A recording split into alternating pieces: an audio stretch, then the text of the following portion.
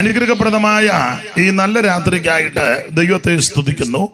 കൂടപ്പെട്ടിരിക്കുന്ന ദൈവമക്കൾക്കും കർത്തദാസന്മാർക്ക് ഒരിക്കൽ കൂടി നന്ദിയും വന്ദനവും ചൊല്ലുന്നു. ദൈവം എല്ലാവരെയും അനുഗ്രഹിക്കട്ടെ. 2-ാം സങ്കീർത്തനം 12-ാം വാക്യമാണ് ഇന്ന് രാത്രിയിലെ തിരുവചന ചിന്തയ്ക്ക് അടിസ്ഥാനമായിട്ട് വായിച്ചിരിക്കുന്നത്. അവൻ കോപിച്ചിട്ട് നിങ്ങൾ വഴിയിൽ വെച്ച് നശിക്കാതിരിപ്പാൻ പുത്രനെ ചുംബിക്കണം. കഴിഞ്ഞ 2 രാത്രിയിലും ശ്രേഷ്ഠരായ അഭിഷിക്തന്മാർ അനുഗ്രഹിക്കപ്പെട്ട നിലയിൽ ദൈവവചനം ശുശ്രൂഷിച്ചു. അത് എല്ലാവർക്കും അനുഗ്രഹമായി തീർന്നതോർത്ത് ദൈവത്തെ സ്തുതിക്കുന്നു. അതിൻ്റെ അലയടികൾ ഇപ്പോഴും നിങ്ങളുടെ കാതുകളിൽ മുഴങ്ങിക്കൊണ്ടിരിക്കുന്നതോർത്തും ദൈവത്തെ സ്തുതിക്കുന്നു. ദൈവം ആ കർത്തൃഭൃത്യന്മാരെയും ശുശ്രൂഷകളെയും വീണ്ടും ആദരിക്കുകയും അനുഗ്രഹിക്കുകയും ചെയ്യട്ടെ. ഇപ്പോൾ കർത്തൃദാസൻ ഓർപ്പിച്ചതുപോലെ പരീക്ഷയുടെ സമയം നടക്കുന്നത് കൊണ്ട് സമയത്തിന് പരിമിതികൾ നമ്മൾ വെച്ചിട്ടുണ്ട്. അത് നല്ലതുമാണ്. ദൈവത്തിന് മഹത്വം. തന്നെയല്ല, നമ്മൾ യോഗം നടത്തുമ്പോഴേ ഈ പരിമിതികളെല്ലാം ഉള്ളൂ. മറ്റ് ആരെങ്കിലും എന്തെങ്കിലും ചെയ്താൽ അത്ര വലിയ കുഴപ്പം ഇല്ല. ദൈവത്തിന് മഹത്വം. നമുക്കും അത് തന്നെ താല്പര്യവും. എങ്ങനെയും പെട്ടെന്ന് നിർത്തിച്ച് വീട് പറ്റണമെന്ന്. അപ്പോൾ എന്തായാലും ഇതെല്ലാം കൂടെ കണക്കിലെടുത്ത് ചില കാര്യങ്ങൾ വചനത്തിൽ നിന്ന് നമുക്ക് ചിന്തിക്കാം. 2-ാം സങ്കീർത്തനം 12-ാം വാക്യം, അവൻ കോപിച്ചിട്ട് നിങ്ങൾ വഴിയിൽ വെച്ച് നശിക്കാതിരിക്കാൻ പുത്രനെ ചുംബിക്കണം. വേദപുസ്തകം പഠിക്കുന്നവരും പഠിപ്പിക്കുന്നവരും പഠിച്ചവരുമാ ഇന്ന് രാത്രി ഇവിടെ ഇരിക്കുന്നതിൽ സിംഹഭാഗം ആൾക്കാരും. ഈ 2-ാം സങ്കീർത്തനം എഴുതിയത് ആരാണെന്ന് സങ്കീർത്തനത്തിൻ്റെ ഹെഡിങ്ങിൽ ഇല്ല. ഉണ്ടോ? ഇല്ല.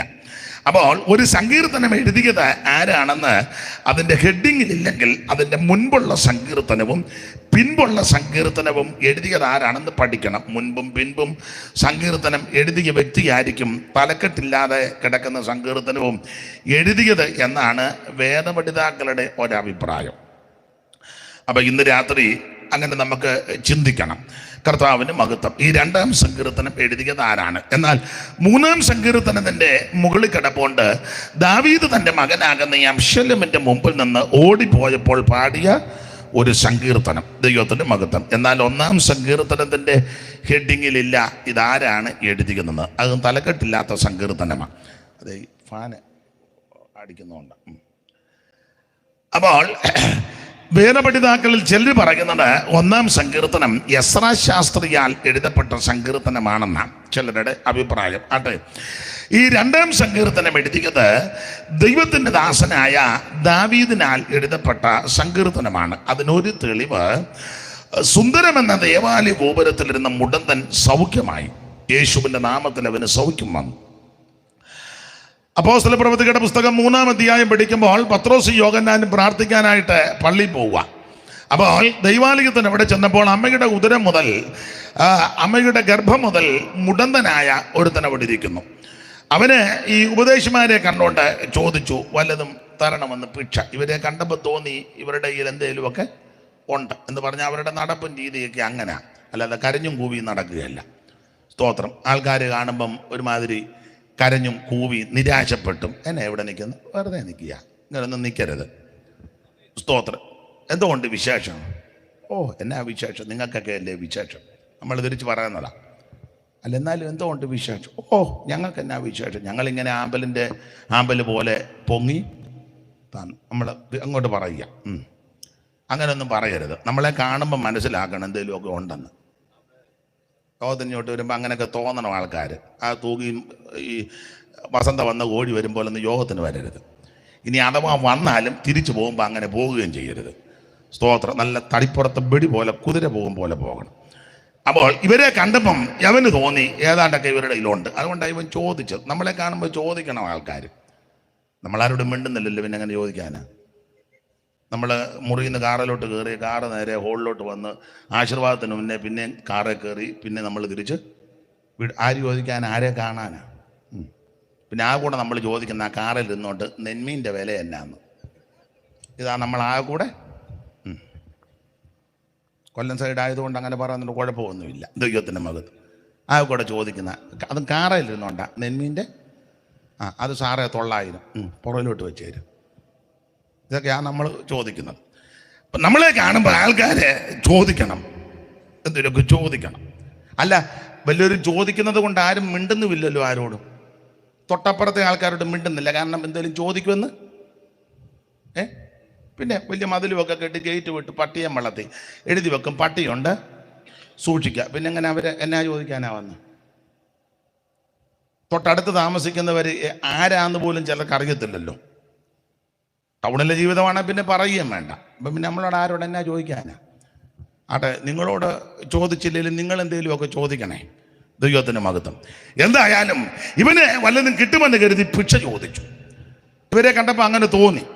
അപ്പോൾ പത്രോസ് യോഹന്നാനോട് കൂടെ അവനെ ഉറ്റുനോക്കി. അങ്ങനെ എഴുതിയേക്കുന്നത്. രണ്ടും ചേർന്നാണ് നോക്കിയത്. രണ്ടുപേരോട് ചേർന്ന് നോക്കി. അങ്ങനെ നോക്കിയാലേ വല്ലതും നടക്കുകയുള്ളൂ. ഇന്നെല്ലാവരും ഒറ്റയ്ക്ക് നോക്കാൻ നടക്കുക. പുള്ളി നോക്കുമ്പം മുടന്തൻ അങ്ങനെ തന്നെ ഇരിക്കണം. ഞാൻ നോക്കുമ്പം മുടന്തൻ നടക്കണം. പുള്ളി പ്രസംഗിക്കുമ്പം എല്ലാവരും ഉറങ്ങണം. ഞാൻ പ്രസംഗിക്കുമ്പോൾ എല്ലാവരും പമ്പരം കറങ്ങും പോലെ കറങ്ങണം. അവൻ പാട്ട് പാടുമ്പോൾ എല്ലാവരും ഉറങ്ങണം. ഞാൻ പാട്ട് പാടുമ്പോൾ എല്ലാവരും എഴുന്നേക്കണം. ഇതുകൊണ്ട് ഒന്നും നടക്കുകയല്ല. ഒരു കാര്യം പറയാം, ചിലപ്പോൾ നിങ്ങൾ സ്തോത്രം ചെയ്യുമ്പോഴായിരിക്കും അത്ഭുതം നടക്കുന്നത്. നിങ്ങളൊരു ഹല്ലേലൂയ പറയുമ്പോഴായിരിക്കും അടുത്തിരിക്കുന്നവന് വിടുതൽ. ദൈവദാസന്മാർ ചിലപ്പോൾ വാക്യം വായിക്കുമ്പോഴായിരിക്കും ഒരു വിടുതലുണ്ടാകുന്നത്. ആകുമ്പോൾ ചിലപ്പോൾ പ്രസംഗിക്കുമ്പോഴായിരിക്കും, ചിലപ്പോൾ ഈ മാന്യ സഹോദരങ്ങൾ പാട്ട് പാടുമ്പോഴായിരിക്കും, ചിലപ്പോൾ ഈ വാദ്യ ഉപകരണങ്ങൾ വായിക്കുമ്പം വിടുതൽ. അങ്ങനെ ഉണ്ടായിട്ടുണ്ട്. കിന്നരം വായിച്ചപ്പോൾ പുള്ളിയുടെ ദുരാത്മാവ് അതുവരെയും പോയില്ല. വലിയ യോഗമൊക്കെ നടത്തിയിട്ടും പുള്ളി ദുരാത്മാവിൽ തന്നെ ഇരിക്കുക. പുസ്തകത്തിൽ വായിക്കുന്ന പുള്ളി അരമനയ്ക്കകത്ത് ഉറഞ്ഞു പറഞ്ഞെന്ന അങ്ങനെ ആ പുസ്തകം. അരമനയ്ക്കകത്ത് ഉറഞ്ഞു. അന്നേരം ഒന്നും ദുരാത്മാവ് പോയില്ല. എന്നാൽ ദാവീദ് കിന്നരം വായിച്ചപ്പം പോയില്ല. ഒരല്പം ആശ്വാസം ഉണ്ടായെന്ന ചെല്ലി പറയുന്നത് കേട്ടില്ല. ഇന്നത്തെ യോഗം കഴിഞ്ഞപ്പോൾ ഒരല്പം ആശ്വാസം ഉണ്ട് കേട്ടോ. അപ്പൊ ചുരുക്കി പറഞ്ഞാൽ എങ്ങനെയാണേലും കൊള്ളാം, യേശുവിൻ്റെ നാമം ഉയരണം. എല്ലാ നാമത്തിലും മേലായ നാമമായ യേശുവിൻ്റെ നാമം. എല്ലാ നാമത്തിലും മഹത്വമുള്ള നാമമായ യേശുവിൻ്റെ നാമം. സ്വർലോകരുടെയും ഭൂലോകരുടെയും അധോലോകരുടെയും മുഴങ്കാലുകൾ മടങ്ങുന്ന വിറയ്ക്കുന്ന പരിശുദ്ധ നാമമാണ് യേശുവിൻ്റെ നാമം. ഈ നാമത്തിൽ പാപമോചനമുണ്ട്. ഈ നാമത്തിൽ രോഗശാന്തിയുണ്ട്. ഈ നാമത്തിൽ രക്ഷയുണ്ട്. ഈ നാമത്തിൽ വിടുതലുണ്ട്. യേശുവിൻ്റെ നാമം എവിടെ ഉയർത്തപ്പെടും അവിടെ വിടുതലാണ്. അപ്പോൾ ഈ രണ്ടുപേരോട് അവനെ ഉറ്റുനോക്കി. എന്നുവെച്ചാൽ അവനോട് പറഞ്ഞു, നീ ഞങ്ങളെ നോക്കാൻ പറഞ്ഞു. അപ്പോൾ ഇവരവനെ നോക്കിയപ്പോൾ അവൻ വേറെ കണ്ടോട്ട് പിന്നെ അവന് നോക്കുന്നതിനാന്ന് വെച്ചാൽ എവിടുന്നേലും 10 പൈസ കിട്ടാൻ മാർഗം ഉണ്ടോ എന്നുള്ള അവൻ്റെ തൊഴിൽ അതാണല്ലോ. വരുന്നവനോടല്ല. അവനിപ്പം ലേവനാണോ പുരോഹിതനാണോ ഉപദേശിയാണോ സെൻട്രൽ പാസ്റ്ററാണോ പ്രസ്ബിറ്ററാണോ സൂപ്രണ്ടാണോന്നോ അവന് വിഷയമല്ല. അവന് 10 രൂപ കിട്ടണം. അങ്ങനെയുള്ള ആൾക്കാരുണ്ട്. അവരിനി അവർക്ക് വിടുതൽ കൊടുക്കാമെന്ന് പറഞ്ഞാലും ചിലർക്ക് വേണ്ട. ചിങ്ങവനത്തെ ഒരു കണ്ണുപൊട്ടനുണ്ടായിരുന്നു. വരുന്നവരെല്ലാം ഇങ്ങനെ ഇരിക്കുക. എല്ലാവരും കൊടുക്കും. ബസ് സ്റ്റോപ്പിനടുത്താണ്. ബസ്സിൽ നിറങ്ങുന്നവരും കയറുന്നവരും എല്ലാം പുള്ളിയുടെ ഇരിപ്പ് കണ്ടു കൊടുക്കും. നമ്മുടെ ഒരച്ചായന് മനസ്സിൽ ഉണ്ടായിട്ടൊരിക്കൽ പുള്ളിയുടെ അടുക്ക ചെന്ന് വണ്ടിയായിട്ട് എന്ന് വെച്ച് പറഞ്ഞു, ശ്രീധരിയെത്തി കണ്ണ് ചികിത്സയാ കൊണ്ട് ചികിത്സിപ്പിക്കാമെന്ന് പറഞ്ഞു. പുള്ളി പറഞ്ഞു, മേലി ഇങ്ങനത്തെ വർത്താനം പറഞ്ഞ് ഇങ്ങോട്ട് താൻ എന്നാ ഉദ്ദേശിച്ചുകൊണ്ടാന്ന് ചോദിച്ചു. താൻ ഏതാ കാണാൻ മേലും ചോദിച്ചു. ഏതാ താൻ എവിടുന്ന് വന്നവനെ? അയ്യോ സഹോദര, കണ്ണ് കാണാൻ പാടില്ല, അവിടെ നല്ല ചികിത്സയാ കൊണ്ട് എനിക്ക് കാണണ്ടെന്ന്. പിന്നീട് ആ ചോദിച്ചാൽ പറഞ്ഞ് പുള്ളിക്ക് എല്ലാ ദിവസവും ഒരു 1500-2000 രൂപ കിട്ടും. ചികിത്സിച്ച് കണ്ണ് ഭേദമായ ആരാ തരുന്നത് ഈ 2500 രൂപ? അല്ല, അങ്ങനെയുള്ള ആൾക്കാർ നമ്മുടെ പിന്നെ സ്തോത്രം ഉണ്ട്. അപ്പൊ എന്തായാലും ഇവനെ യേശുവിൻ്റെ നാമത്തിൽ സൗഖ്യം കൊടുക്കാൻ തീരുമാനിച്ചു. ഇവൻ ഭിക്ഷ ചോദിച്ചു. പത്രോസും യോഹന്നാനും ഉറ്റു നോക്കിയിട്ട് പറഞ്ഞു, നീ ഞങ്ങളെ ഒന്ന് നോക്ക്, ഞങ്ങളെ നോക്ക്. അതൊക്കെ പറയാൻ പ്രാഗൽഭ്യം കൂടെ വേണം. അപ്പം നമ്മൾ പറയുന്നത് ഞങ്ങളെ നോക്കണ്ട, എല്ലാവരും മേളിലോട്ട് നോക്കിയാൽ മതി എന്നാ. മേളിൽ നോക്കിയപ്പം വാഴയും ചക്ക, ഇപ്പം ചക്കയുടെ സീസണാണ്, ചക്കയൊക്കെ കാണാൻ സാധ്യതയുണ്ട്. പിന്നെ രാത്രിയിൽ അന്ന് നക്ഷത്രം കാണാം. അല്ലാതെ മേളിലോട്ട് നോക്കിയാൽ ഒന്നും കാണാനില്ല. ഇവർ പറഞ്ഞ മേളിലോട്ടും വടക്കോട്ടും തെക്കോട്ടും ഒന്നും നോക്കണ്ട, നീ ഞങ്ങളെ ഒന്ന് നോക്ക. സ്തോത്രം. യേശുവിൻ്റെ നാമത്തിൽ എഴുന്നേറ്റ് നടക്കാൻ പറഞ്ഞു. അവിടെ വായിക്കുന്നത്, ക്ഷണത്തിൽ അവൻ്റെ നരിയാണി ഉറച്ചു. ഉറച്ചവൻ അടങ്ങി നിന്നില്ല, തുള്ളിച്ചാടി ദൈവത്തെ മഹത്വപ്പെടുത്തി.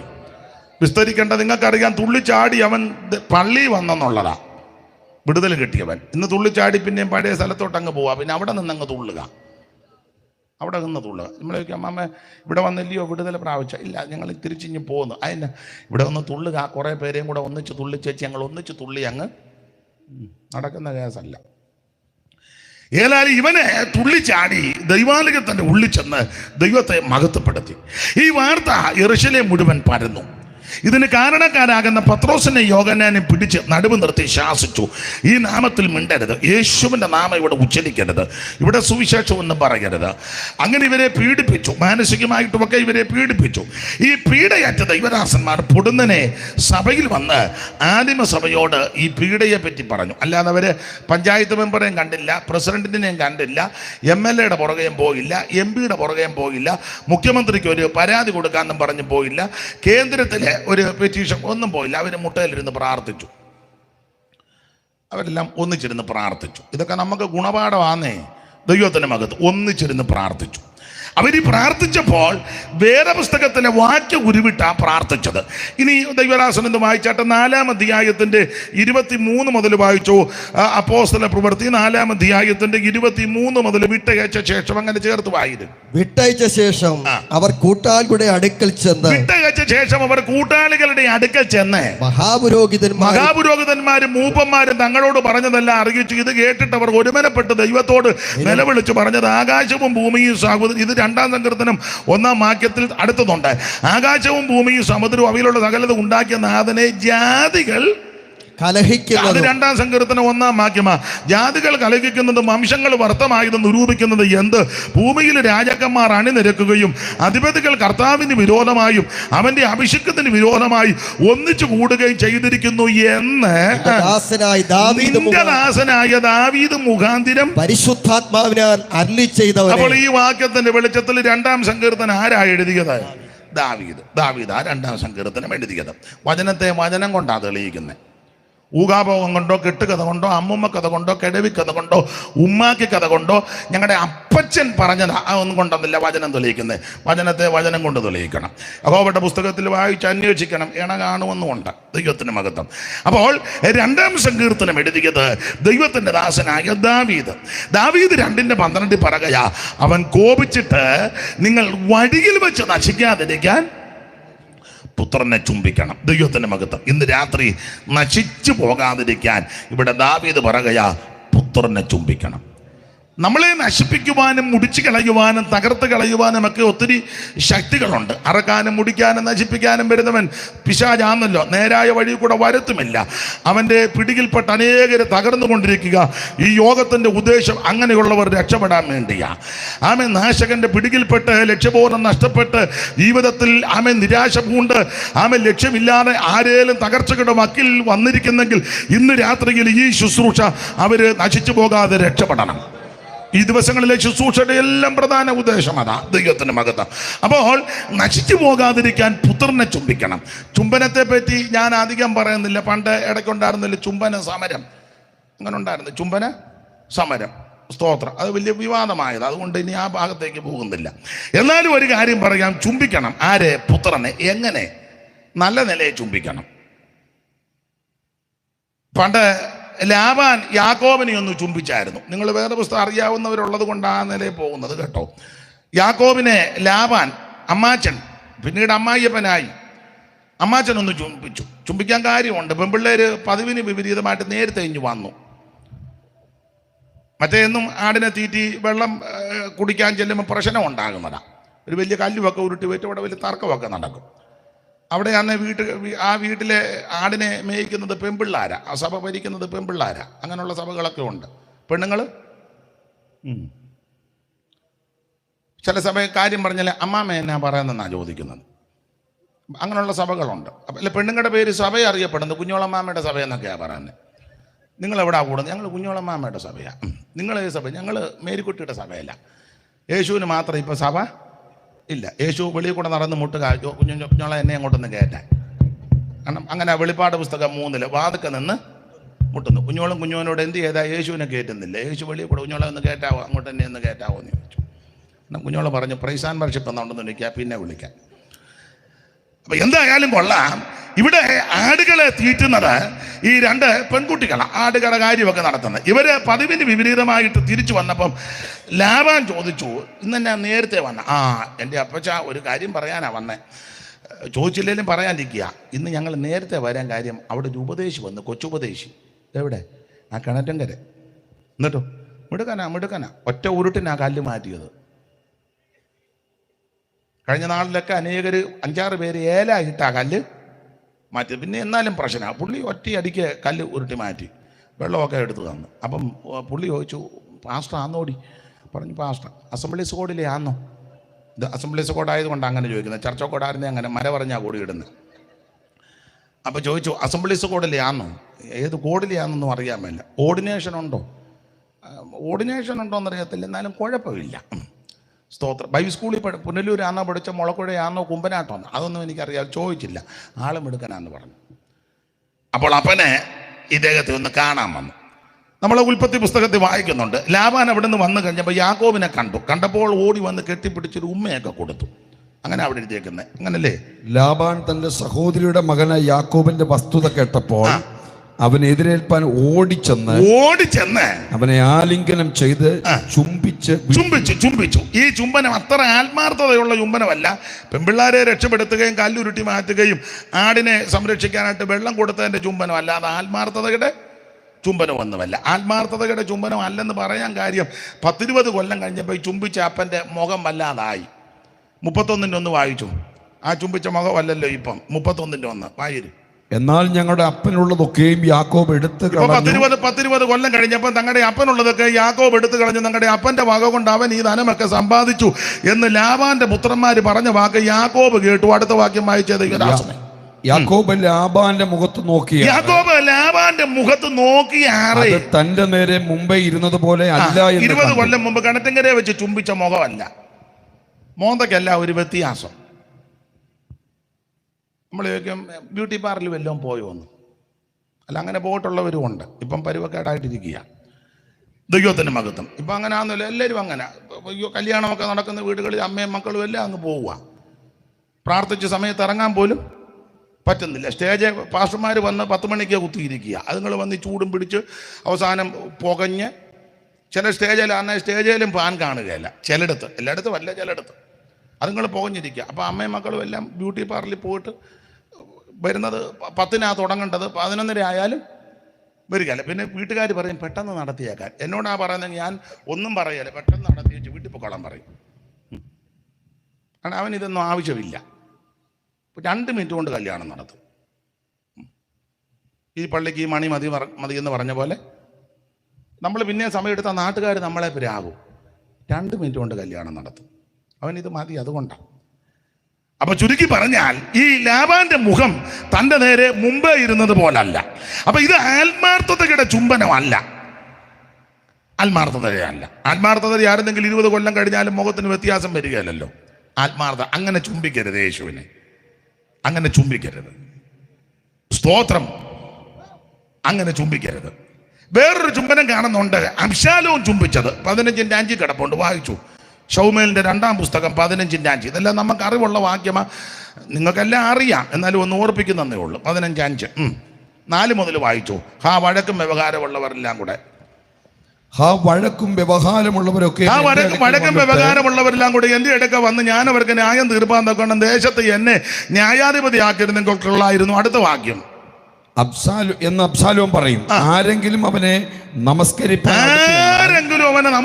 അടുത്ത് ചെന്നാൽ അവൻ കൈ നീട്ടി അവനെ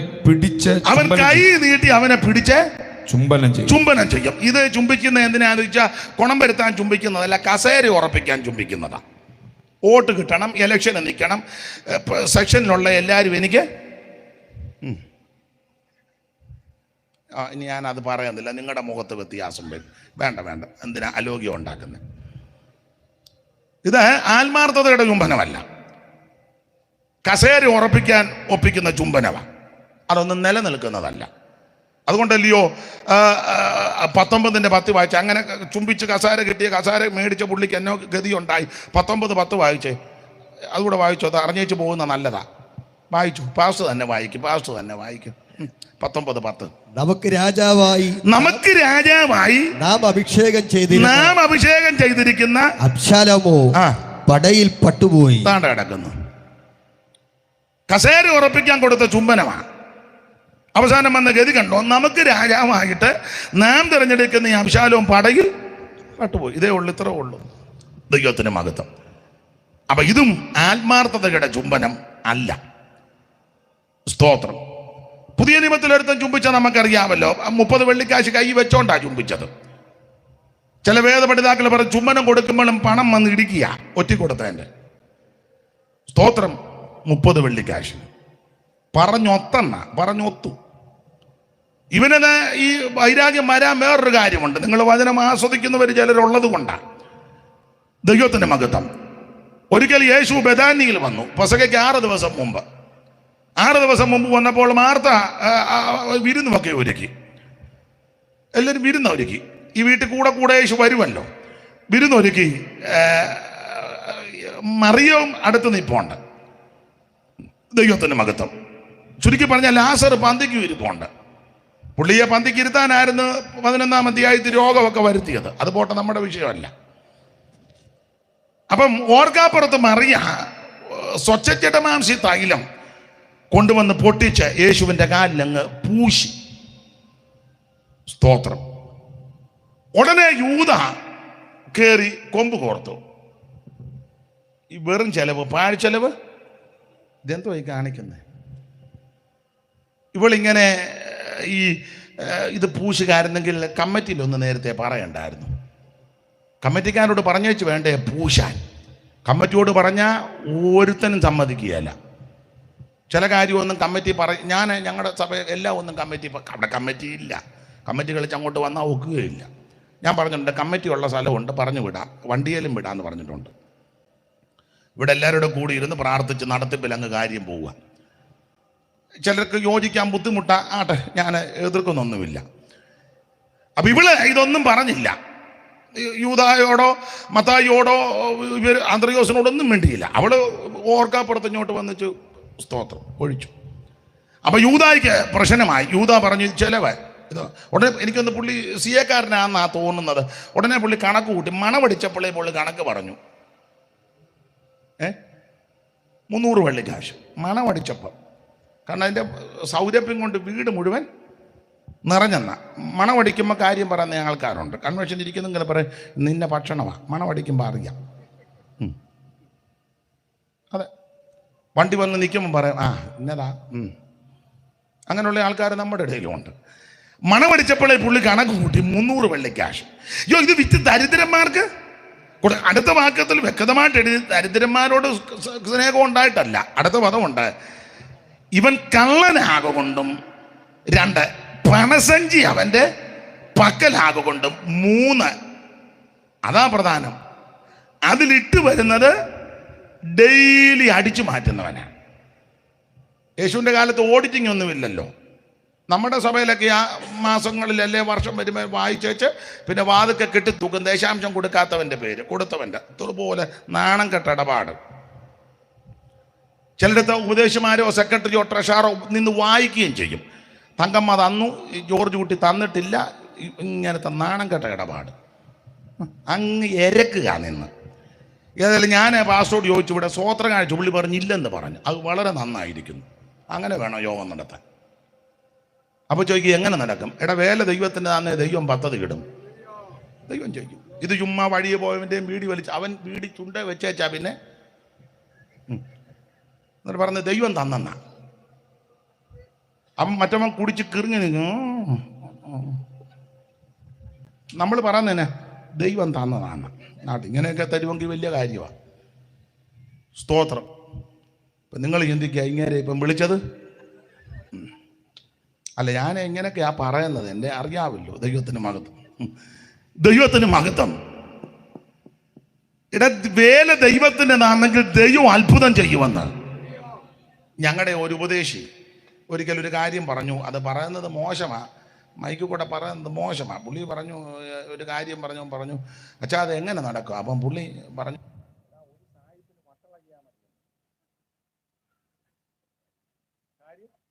പുള്ളിക്ക് 40 ലക്ഷം രൂപ വേണം. അപ്പം പുള്ളി പറയാം ഒരു സാഹിത്യത്തിന് വട്ടളങ്ങിയാൽ മതി. അയാൾക്ക് വട്ടളക്കി ചെക്കെടുത്ത് 40 ലക്ഷം രൂപ എഴുതി കഴിയുമ്പം അയാൾ നേരെ ആയിക്കോട്ടെ. ദൈവത്തിന് കഴിയാത്ത ഒരു കാര്യവുമില്ല. ദൈവത്തിന് മഹത്വം. അപ്പൊ ഇവനെ പറഞ്ഞത്, 1 ഇവൻ കള്ളനാ, 2 പണസഞ്ചി അവന്റെ പക്കല, 3 ഇത് അടിച്ചു മാറ്റുക. അതുകൊണ്ടാണ്. അപ്പോൾ ചുരുക്കി പറഞ്ഞാൽ ഈ 300 വെള്ളിക്കാശിൻ്റെ ആണല്ലോ വിറ്റത്, കൊണ്ടൊഴിച്ചത്. ഇവൻ അന്ന് മുതലേ ഒരു ചെറിയ ചിന്തയുണ്ട്. ഇവനെ ചിന്തിച്ചത്, ഇവൻ അടിച്ചു മാറ്റിയതെല്ലാം ഈ 300 കിട്ടുകാരന് കണക്ക് തയ്ക്കായിരുന്നു. 300 വെള്ളിക്കാശൂടെ കെട്ടുകാരെന്നെങ്കിൽ ഇവൻ അടിച്ചു മാറ്റിയത് കുറേ ഉണ്ട്. അപ്പോൾ ഇതുകൂടെ ഇങ്ങോട്ടിട്ട് പണ്ട് കണക്കെഴുതിയ പോരുന്നെഴുതി വെച്ച് കൂട്ടിയിട്ട് ഒക്കുന്നില്ല. അന്തർയോസ് പുണ്യാളൻ 500 രൂപ പാറ്റ്. കണക്ക് ശരിയായി, എടുത്തോളാം. പള്ളിയിലെ കണക്കിന് തിരട്ടെന്നാണ് പറയുന്നത്. തിരട്ടെ എഴുതി വെച്ചു. അന്തറോസ് പുണ്യാളൻ 500 രൂപ പാറ്റ്. വായിച്ചപ്പം കണക്ക് റെഡിയായി എന്ന് പറഞ്ഞ പോലെ ഇവന് അടിച്ചു മാറ്റുക. ചുരുക്കി പറഞ്ഞാൽ ഈ 30 വെള്ളിക്കാശിന് യൂദ യേശുവിന് ഒറ്റിക്കൊടുത്തു. പറഞ്ഞൊത്തന്ന്. പന്തിരുവരിലൊരുത്തനാം യൂദൻ വരുന്നു, തന്തയെ കാണിച്ചു കൊടുപ്പാൻ. പന്തിരുവരിലൊരുത്തനാം യൂദൻ വരുന്നു, തന്തയെ കാണിച്ചു കൊടുപ്പാൻ. ആ കഷ്ടം തന്തയെ കാണിച്ചു കൊടുപ്പാൻ.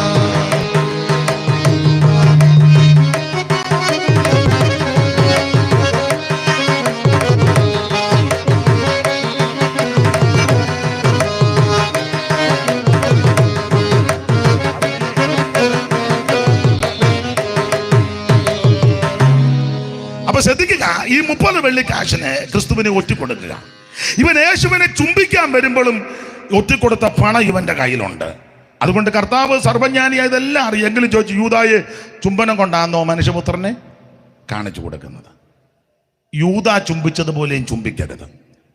എന്നാൽ ആ മറിയ, ശിമോന്റെ വീട്ടിൽ യേശു വന്നപ്പോൾ മറിയം ചുംബിച്ചു.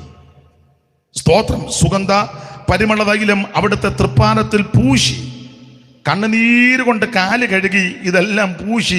ആ സ്തോത്രം. കാല് തലമുടി കൊണ്ട് തുടച്ചു. സ്തോത്രം.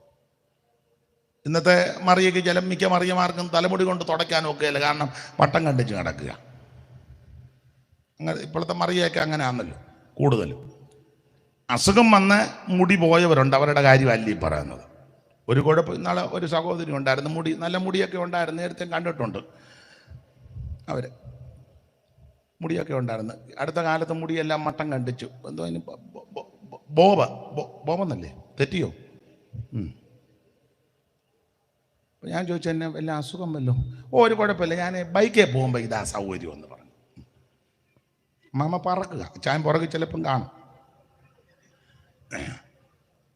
ഏതായാലും മറിയ തൃപ്പാലപീഠത്തിൽ ഇരുന്ന് കണ്ണുനീര് കൊണ്ട് കാല് കഴുകി, തലമുടി കൊണ്ട് തുടച്ചു, ആ പാദത്തിൽ ചുംബിച്ചു. ഒന്ന് ചുംബിക്കുകയല്ല, കർത്താവ് പിന്നത്തേത് പറഞ്ഞു, ഞാൻ നിന്റെ വീട്ടിൽ വന്ന് നീ എന്നെ കാല് കഴുകിയില്ല, നീ എനിക്ക് ചുംബനവും തന്നില്ല. ഇവള് വന്നപ്പോൾ മുതൽ ഇടവിടാതെ തന്നെ ചുംബിക്കുന്നെന്ന്. അങ്ങനെ ചുംബിക്കണം, ഇടവിടാതെ നീ യേശുവിനെ ചുംബിക്കണം. നിനക്ക് ചുംബിക്കാൻ പറ്റിയ ഒരുവനേ ഉള്ളൂ, യേശു മാത്രം. നശിച്ചു പോകാതിരിക്കാൻ പുത്രനെ ചുംബിക്കണം. ഇന്ന് രാത്രി ആ യേശുവിനെ ആര് ചുംബിക്കും അവർ നശിച്ചു പോകത്തില്ല. ദൈവത്തിന് മഹത്വം. വഴിയിൽ വെച്ച് നശിച്ചു പോകാതിരിക്കാൻ പുത്രനെ ചുംബിക്കണം. ഈ നല്ല ആഗ്രഹത്തെ ദൈവം നിറവേറ്റിത്തരും. നമുക്ക് ആഗ്രഹം ഉണ്ടെങ്കിൽ ദൈവം അത് പിന്നെ നിറവേറ്റിത്തരും. ഞാൻ വചനം ധ്യാനിക്കുമ്പോൾ ചിന്തിക്കാറുണ്ട്, നിങ്ങൾക്കും അറിയാം, നല്ല ആഗ്രഹം ദൈവം നിറവേറ്റിത്തരും. ഞാൻ ഇന്ന് രാത്രി ഇങ്ങനെ ചില വചന ശുശ്രൂഷ അങ്ങ് നടത്തുക, കാരണം അങ്ങനെ ആണല്ലോ അവിടെ നടന്നുകൊണ്ടിരിക്കുന്നത്. അപ്പം പിന്നെ ഇതിങ്ങനെ നടക്കട്ടെ.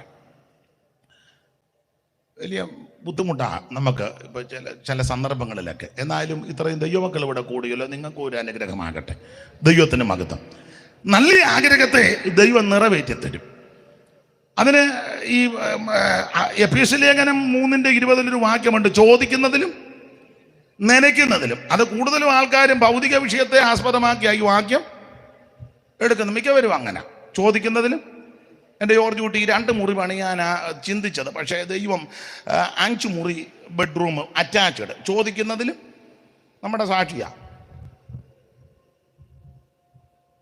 4 പിള്ളേരുണ്ട്, ഒരുത്തന്നെ പേർഷ്യ വിടാനാ നോക്കിയത്, പക്ഷേ 4 പേരും പോയി. ചോദിക്കുന്നതിലും നമ്മൾ കോട്ട് ചെയ്യുന്നത് അന്നേരമായി വാക്യം ഇല്ലേ, മിണ്ടുന്നില്ല. 2 വീലർ വാങ്ങാനായിരുന്നത്, പക്ഷെ തന്നപ്പം 4 വീലർ ദൈവം തന്നു. ചോദിക്കുന്നതിലും എന്നെ എല്ലാവർക്കും ഒരു അരുതാഴിയ പോലെ നമ്മളെല്ലാവരും ഈ വാക്യം ആ രീതിയിൽ കോട്ട് ചെയ്യുന്നത് ആണ്ട ഞാൻ എതിർക്കുന്നില്ല. എന്നാൽ എഫേസ്യ ലേഖനം 3-ാം അധ്യായത്തിന്റെ 20 പൗലോസ് പറയുക, ചോദിക്കുന്നതിലും നനയ്ക്കുന്നതിലും. നമ്മുടെ ആഗ്രഹം ചോദിക്കുന്നതിലും നനയ്ക്കുന്നതിലും. അതിന് ഒരു ഉദാഹരണം വചനത്തിൽ നിന്ന് തരാം. വചനത്തിൽ നിന്ന് നിങ്ങൾക്കറിയാമല്ലോ, കർത്താവ് യെരിഹോവിൽ വന്ന് അവിടുന്ന് പുറപ്പെടുമ്പം ഒരുത്തൻ ഓടി യേശു എങ്ങനെയുള്ളവൻ എന്നൊന്ന് കാണാൻ. എങ്ങനെയുള്ളവൻ എന്നൊന്ന്, കാരണം പുള്ളി ആളിൽ കുറുകിയ ആളാണ്. ആളിൽ നമ്മുടെ നാട്ടിൽ ചില ചൊല്ലുകളൊക്കെ ഉണ്ട്, ആളിൽ കുറുകി അകത്തോട്ട് വിശ്വസിക്കരുതെന്നൊക്കെ. ഞാൻ അങ്ങനെയില്ല, എനിക്ക് വിശ്വാസമാണ്, എനിക്ക് എല്ലാവരും വിശ്വാസമാണ്. പിന്നെ എനിക്ക് ചൂടെ നെടുപ്പമുള്ളവനെയാ വിശ്വാസക്കുറവെന്നാ. അല്ല, ദൈവം നമ്മളെ വിശ്വസിക്കുകയല്ലേ, പിന്നെ നമുക്ക് വിശ്വസിച്ചാൽ എന്നാ സ്തോത്രം. നമ്മളെല്ലാം ദൈവം അങ്ങ് വിശ്വസിക്കുകയല്ലേ. പൗലോസ് പറഞ്ഞു, എന്നെ വിശ്വസ്തനെണ്ണി ഈ ശുശ്രൂഷയ്ക്ക് ആക്കിയെന്ന. നമ്മളെ വിശ്വസിച്ച് ആക്കിയിരിക്കുക. അപ്പൊ എന്തായാലും കൊള്ളാം. ഈ സക്കായി ഇവനെ ചുങ്കക്കാരൻ, അവനെ നീളം കുറഞ്ഞവന്. അപ്പം ആളും ബഹളവും കൂടെ വന്നതുകൊണ്ട് കാണാനൊക്കുകയല്ല. അപ്പം ഇവനെ അവൻ്റെ ആ ജീവിതത്തിൻ്റെ വിശേഷത, ഇവൻ യേശുവിനെ കാണാൻ മുമ്പോട്ട് ഓടി. അതാ, യേശുവിനെ കാണാൻ മുന്നോട്ട് ഓടി. നീ പുറകോട്ട് ഓടിയാൽ കാണുകയല്ല, മുന്നോട്ട് ഓടണം. മുന്നോട്ട് ഓടി. എൻ്റെ ഭാഷ പറഞ്ഞ പ്രതിസന്ധികളെ തരണം ചെയ്ത ഇവൻ മുമ്പോട്ട് ഓടിയത്. ഇന്ന് രാത്രി നീ യേശുവിനെ കാണാൻ മുമ്പോട്ട് ഓടണം. തടയാൻ നിൽക്കുന്നവർ കാണും, പ്രതിസന്ധികൾ കാണും, പാരമ്പര്യം കാണും, ആചാരങ്ങൾ കാണും, അനുഷ്ഠാനങ്ങൾ കാണും. മുൻപോട്ട് ഓടാൻ പറ്റാത്ത വിധത്തിൽ പല പല പ്രശ്നങ്ങൾ കാണും. പക്ഷെ നീ അതിനെ തരണം ചെയ്ത് മുമ്പോട്ട് ഓടണം. ഇവൻ ഓടി ചെന്ന് ഒരു കാട്ടത്തിയൽ വലിഞ്ഞങ്ങ് കയറി. ആരും കാണരുതെന്ന് ഓർത്താ മേളിലിരിക്കുക. നിങ്ങൾക്ക് ആ ഭാഗം അറിയാം. ഇത് യെരിഹോവിലെത്തിയപ്പോഴാണ്. യെരിഹോവിനെ പറ്റി പഠിക്കുമ്പോൾ ഒത്തിരി അപാകതയുള്ള സ്ഥലമാണ് യെരിഹോവ്. സ്തോത്രം. ഒന്ന്, ഇത് ശപിക്കപ്പെട്ട പട്ടണമാണ്. യോശുവയുടെ കാലത്ത് ശപിച്ചതാ. സാധാരണക്കാർ യെരിഹോവിൽ താമസിക്കാനും വീട് പണിയാനും വലുതായിട്ട് തുനിയത്തില്ല. നമ്മുടെ ചില ആൾക്കാർ പറയുമല്ലോ, ആ ഏരിയ വേണ്ട, പിന്നെ കുമ്പനാട് അത് കുഴപ്പമില്ല, പക്ഷെ കിട്ടുമോ എന്നുള്ളതാ. പുനലൂരും തരക്കേടില്ല. ഇനിയും പറന്തലായാലും കുഴപ്പമൊന്നും മനസ്സിലായി കാണും. എന്നാൽ യെരിഹോ വെറുതെ കൊടുക്കാന്ന് പറഞ്ഞാലും ചിലർക്ക് വേണ്ട, ശപിക്കപ്പെട്ട സ്ഥലമാണ്. ഒന്ന്. രണ്ട്, പട്ടണത്തിന്റെ ഇരിപ്പ് മനോഹരമാണ്, പക്ഷേ വെള്ളമെല്ലാം ചീത്തയാ. ഇരിപ്പൊക്കെ നല്ല പെയിന്റും ഒക്കെ അടിച്ച് AG എന്നൊക്കെ എഴുതി church of God full gospel IPC, പക്ഷെ ആരാധനയൊന്നുമില്ല. എല്ലാ മന്ദിരം ഉറങ്ങി വെച്ച് പോവുക. ഇരിപ്പൊക്കെ നല്ല മനോഹരമാണ്, ദൈവത്തിന് മഹത്വം. പക്ഷേ വെള്ളം കുടിക്കാനും ഒക്കുകയല്ല, ദേശം ഗർഭനാശകമാണ്, സന്തതി ഉണ്ടാകുന്നില്ല. അങ്ങനത്തെ സ്ഥലമാണ് യെരിഹോ. മാത്രമല്ല കള്ളന്മാരും കവർച്ചക്കാരും ഉള്ള സ്ഥലമാണ്. അതാണല്ലോ നിരപരാധിയായ ഒരുത്തനെ പിടിച്ച് അർത്ഥപ്രാണനായി വിട്ടേച്ച് പോയത്. അങ്ങനത്തെ സ്ഥലമാണ് യെരിഹോ. പിന്നെ തന്നെയുമല്ല, ഇത് കുരുടന്മാർ ഒത്തിരി ഉള്ള സ്ഥലമാണ്, കണ്ണുപൊട്ടന്മാരുടെ ഏരിയയായ ധാരാളം ഉണ്ട്. 1-2 അല്ലല്ലോ, മർക്കോസിന്റെ സുവിശേഷം ലൂക്കോസും ഒക്കെ പഠിക്കുമ്പോൾ ഇഷ്ടം പോലെ. ഇങ്ങനെയൊക്കെ എല്ലാം കൊണ്ട് പരുവക്കേട് പിടിച്ച സ്ഥലമാണ് യെരിഹോ. ദൈവത്തിന് മഹത്വം. ആ യെരിഹോവിൽ യേശു എത്തി. മാത്രമല്ല, യെരിഹോവിലെ ഒരു സ്ത്രീയെ പറ്റി നമുക്കറിയാം, യോശുവയുടെ പുസ്തകത്തിൽ. അവളെ പറ്റി ആ ഭാഷ പറഞ്ഞ പുസ്തകത്തിൽ എഴുതിയിരിക്കുന്നത് റാഹാബ്. ദൈവത്തിന് മഹത്വം. അപ്പൊ ഇങ്ങനെയുള്ള ആൾക്കാര് തിങ്ങിപ്പാർക്കുന്ന സ്ഥലമാണ്. പക്ഷേ യേശു അവിടെ എത്തി. സ്തോത്രം. ആർക്കും വേണ്ടാത്തവര്, എല്ലാവരും വെറുക്കപ്പെട്ടവര്, സമൂഹം വിടക്കം നിന്നുന്നവരുടെ ഇടയ്ക്ക് യേശു വരും. ഇന്ന് രാത്രി നിന്റെ കുടുംബത്തിലുള്ളവരും ചാർച്ചക്കാരും പ്രിയപ്പെട്ടവരും ഒക്കെ നിന്നെ വെറുത്ത് സഹകരിക്കുന്നില്ല, ഒറ്റപ്പെടുത്തി സ്തോത്രം നിന്നെ കൊള്ളുകയില്ലെന്ന് വിധി എഴുതി മാറ്റി നിർത്തുമ്പോൾ നിരാശപ്പെട്ടു പോകരുത്. അങ്ങനെയുള്ളവരുടെ അടുക്കൽ വരുന്നവനാ യേശു. യേശു അവിടെ വന്നു. ഈ സ്ഥലത്ത് നിന്ന് യേശു പുറപ്പെടുമ്പോഴായി യേശുവിനെ ഒന്ന് കാണണം. നീളക്കുറവായതുകൊണ്ട് മുന്നോട്ട് ഓടി, കാട്ടത്തിമേൽ വലിഞ്ഞു കയറി. സൂക്ഷം യേശു അവിടെ വന്ന് മേലോട്ട് നോക്കി.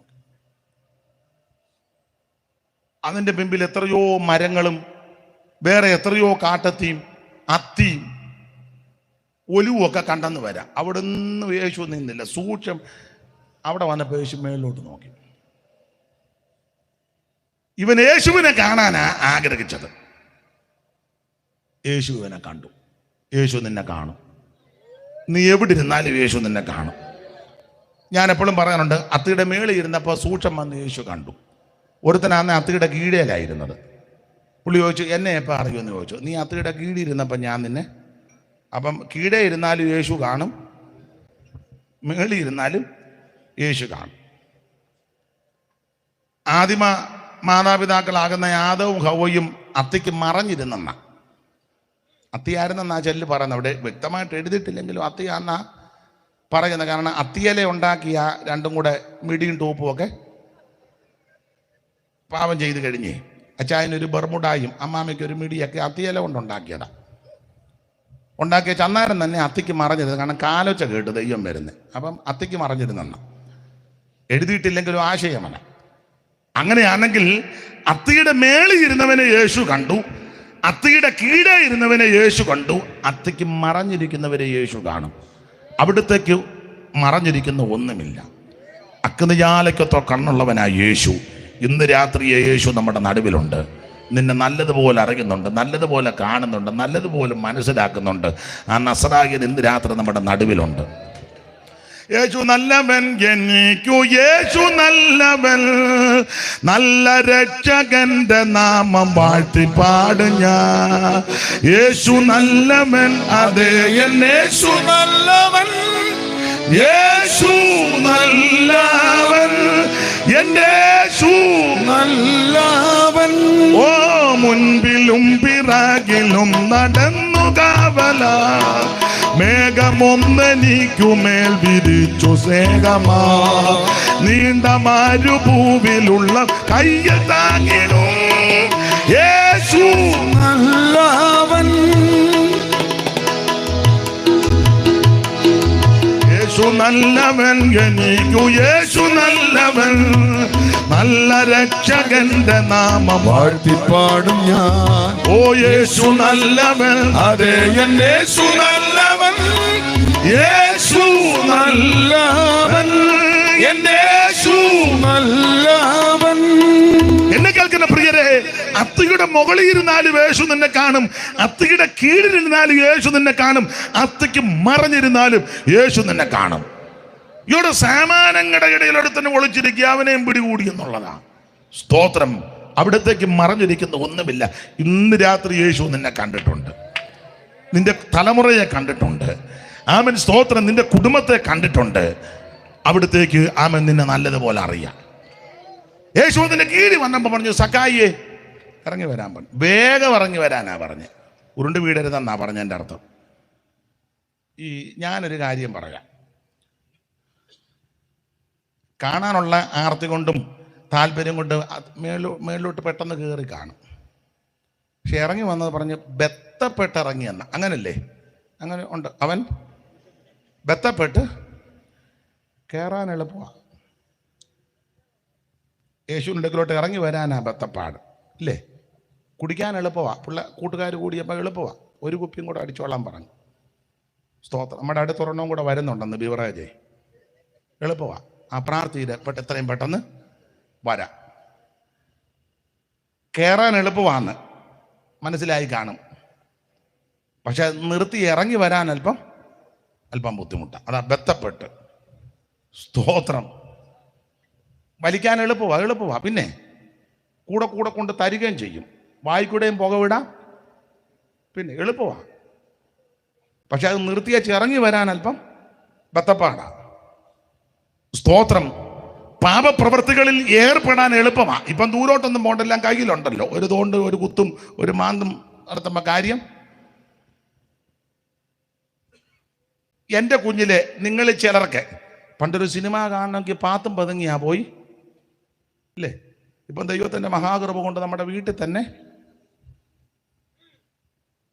എന്ത് എളുപ്പമാണ് കാര്യങ്ങൾ. ഇപ്പം അതും വേണ്ട, കയ്യിൽ നിൽക്കുക. ഞാൻ യാത്രയിലൊക്കെ ശുശ്രൂഷ കഴിഞ്ഞ് വരുമ്പം ആൺപിള്ളേരിലൊരു 80% റോഡിലുണ്ട്, 11:30 അവന് റോഡിൽ കൂടെ. ഒരുത്തിനോട് ഞാൻ പറഞ്ഞു, നിന്നെ പാമ്പ് കൊത്തുമെന്ന് പറഞ്ഞു. പാതിരാത്രിക്ക് ഇങ്ങനെ വഴി കൂടെ പരക്കാത്തിരുന്ന് ഫോൺ ചെയ്യാൻ മേലേ. അപ്പം അവിടെ ഇരുന്ന് ചെയ്യാൻ പറ്റാത്ത കോളുകളാ ഈ വരുന്നോണ്ടിരിക്കുന്നത്. അവൻ റോഡേ കൂടെ നടക്കുക, അവൾ ടെറസിൻ്റെ മണ്ടയിലും,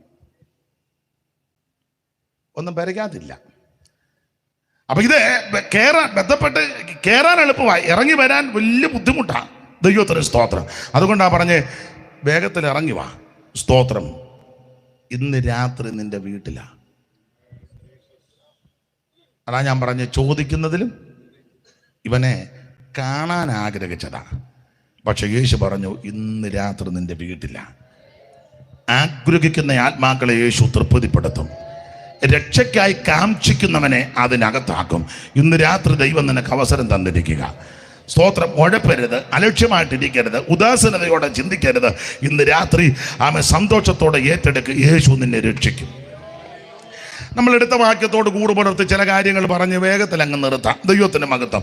അവൻ കോപിച്ചിട്ട് നിങ്ങൾ വടിയിൽ വെച്ച് നശിക്കാതിരിപ്പാൻ പുത്രനെ ചുംബിക്കണം. ഇന്ന് രാത്രി വടിയിൽ നശിച്ചു പോകരുത്. നമ്മളെ നശിപ്പിക്കുവാൻ ഈ വടിയിൽ ധാരാളം ശക്തികളുണ്ട്.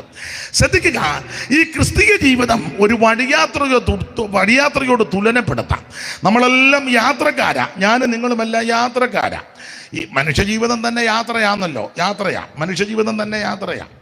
പണ്ട് സ്കൂളിൽ പഠിച്ചപ്പോൾ ഒരു ഭാഗമുണ്ട്, അധ്യാത്മരാമായണത്തിലെ ഭാഗമാണ്. രാമാനുജൻ എഴുത്തച്ഛൻ എഴുതിയ വരികളാണ്. ആ വരി ഇങ്ങനെ സ്കൂളിൽ പിള്ളേർക്ക് പഠിക്കാനുമുണ്ട്. ഇങ്ങനെ പാന്തർ പരിപടി അമ്പലം തന്നിലേ ദാന്തരായി കൂടി വരും വിയോഗം പോലെ നദിയാ ഒഴുകുന്ന കാഷ്ടങ്ങൾ പോലെയും എത്രയും ചഞ്ചലമാലയ സംഗമം ലക്ഷ്മിയും അസ്ഥിരയല്ലോ മനുഷ്യർക്ക് നിൽക്കുമോ യൗവനവും പുനരാധ്രുവം സ്വപ്ന സമാനം കളത്രം സുഖം ഋണാൽപവായുസും. അപ്പോൾ പാന്തർ പെരുവഴി അമ്പലം തന്നിലെ, പാന്തർ യാത്രക്കാര്, വഴിയാത്രക്കാരാ. പാന്തർ പെരുവഴി അമ്പലം തന്നിലെ ഏതാന്തരായി കൂടി വരും വിയോഗം പോലെ എന്ന് പറഞ്ഞാൽ ഇന്നത്തെ പോലല്ല. പണ്ട് കാലത്ത് വാഹനമൊന്നുമില്ല, വിശേഷിച്ച് മോട്ടോർ വാഹനങ്ങളൊന്നുമില്ല. നടന്നാ പോകുന്നത് മിക്കവരും. ചിലർക്ക് പല്ലക്കോ കുതിരവണ്ടിയോ ഒക്കെ കാണും, അതും വിരളമാണ് ധനാഢ്യന്മാർക്ക്. അല്ലാത്തവരെല്ലാം നടന്നു പോവുക. അപ്പം നടന്നു പോകുമ്പോൾ, നടന്ന് ക്ഷീണിച്ച് കഴിയുമ്പോൾ രാത്രി വിശ്രമിക്കുന്നൊരു സ്ഥലമുണ്ട്, വഴിയമ്പലം. അപ്പോൾ മനുഷ്യജീവിതം വഴിയമ്പലത്തിൽ വരുന്ന ആൾക്കാർക്ക് തുല്യമായിട്ടാണ് എഴുത്തച്ഛൻ എഴുതിയിരിക്കുന്നത്. പാന്തർ യാത്രക്കാർ. പാന്തർ പെരുവഴി അമ്പലം തന്നിലെ, പെരുവഴിയില വഴിയമ്പലം. പാന്തർ പെരുവഴി അമ്പലം തന്നിലെ ഏതാന്തരായി കൂടി വരും വിയോഗം പോലെ. പല സ്ഥലത്ത് നിന്ന് പല ഉദ്ദേശത്തിന് പല സ്ഥലങ്ങളിലേക്ക് യാത്ര ചെയ്തു വന്നിരുന്നവര് വഴിയമ്പലത്തിൽ ഒന്നിച്ച് തങ്ങും. രാവിലെ അവനവൻ്റെ കാര്യങ്ങൾക്ക് പലയിടങ്ങളിൽ പോകും. ഇതുപോലെ മനുഷ്യജീവിതം എന്ന അതങ്ങനെ നിൽക്കട്ടെ. എന്നാൽ ഒരു കാര്യം പറയാം, നമ്മളെല്ലാം യാത്രക്കാര, വഴിയാത്രക്കാര. ആത്മീക ലോകത്തെ പാട്ടുകാർ പലരും പാടി നമ്മളെ ഓർപ്പിച്ചുണർത്തുന്നത് നമ്മൾ യാത്രക്കാരാണ്. ആരെഴുതിയതാണ് ഞാനത് എനിക്ക് ഒന്നുകൂടെ അറിയാവുന്നവർ പറഞ്ഞു തരണം. നല്ല പാട്ടാണ്. ജീവിത യാത്രക്കാരാ കാലടികൾ എങ്ങോട്ട്. ആരാ എഴുതിയതെന്ന് എനിക്ക് വലിയ തിട്ടമില്ല. ചില പാട്ടുകളൊക്കെ തിട്ടമുണ്ട്, പക്ഷേ ഇതാരാണ് നിങ്ങൾക്ക് വല്ലവർക്കും അറിയാതെ ആരാ എഴുതിയെന്ന്? നിങ്ങളല്ലല്ലോ. അപ്പോൾ നല്ല പാട്ടാ. ജീവിത യാത്രക്കാരാ കാലടികൾ എങ്ങോട്ട്. നമ്മൾ യാത്രക്കാരാ, ജീവിത യാത്രക്കാർ.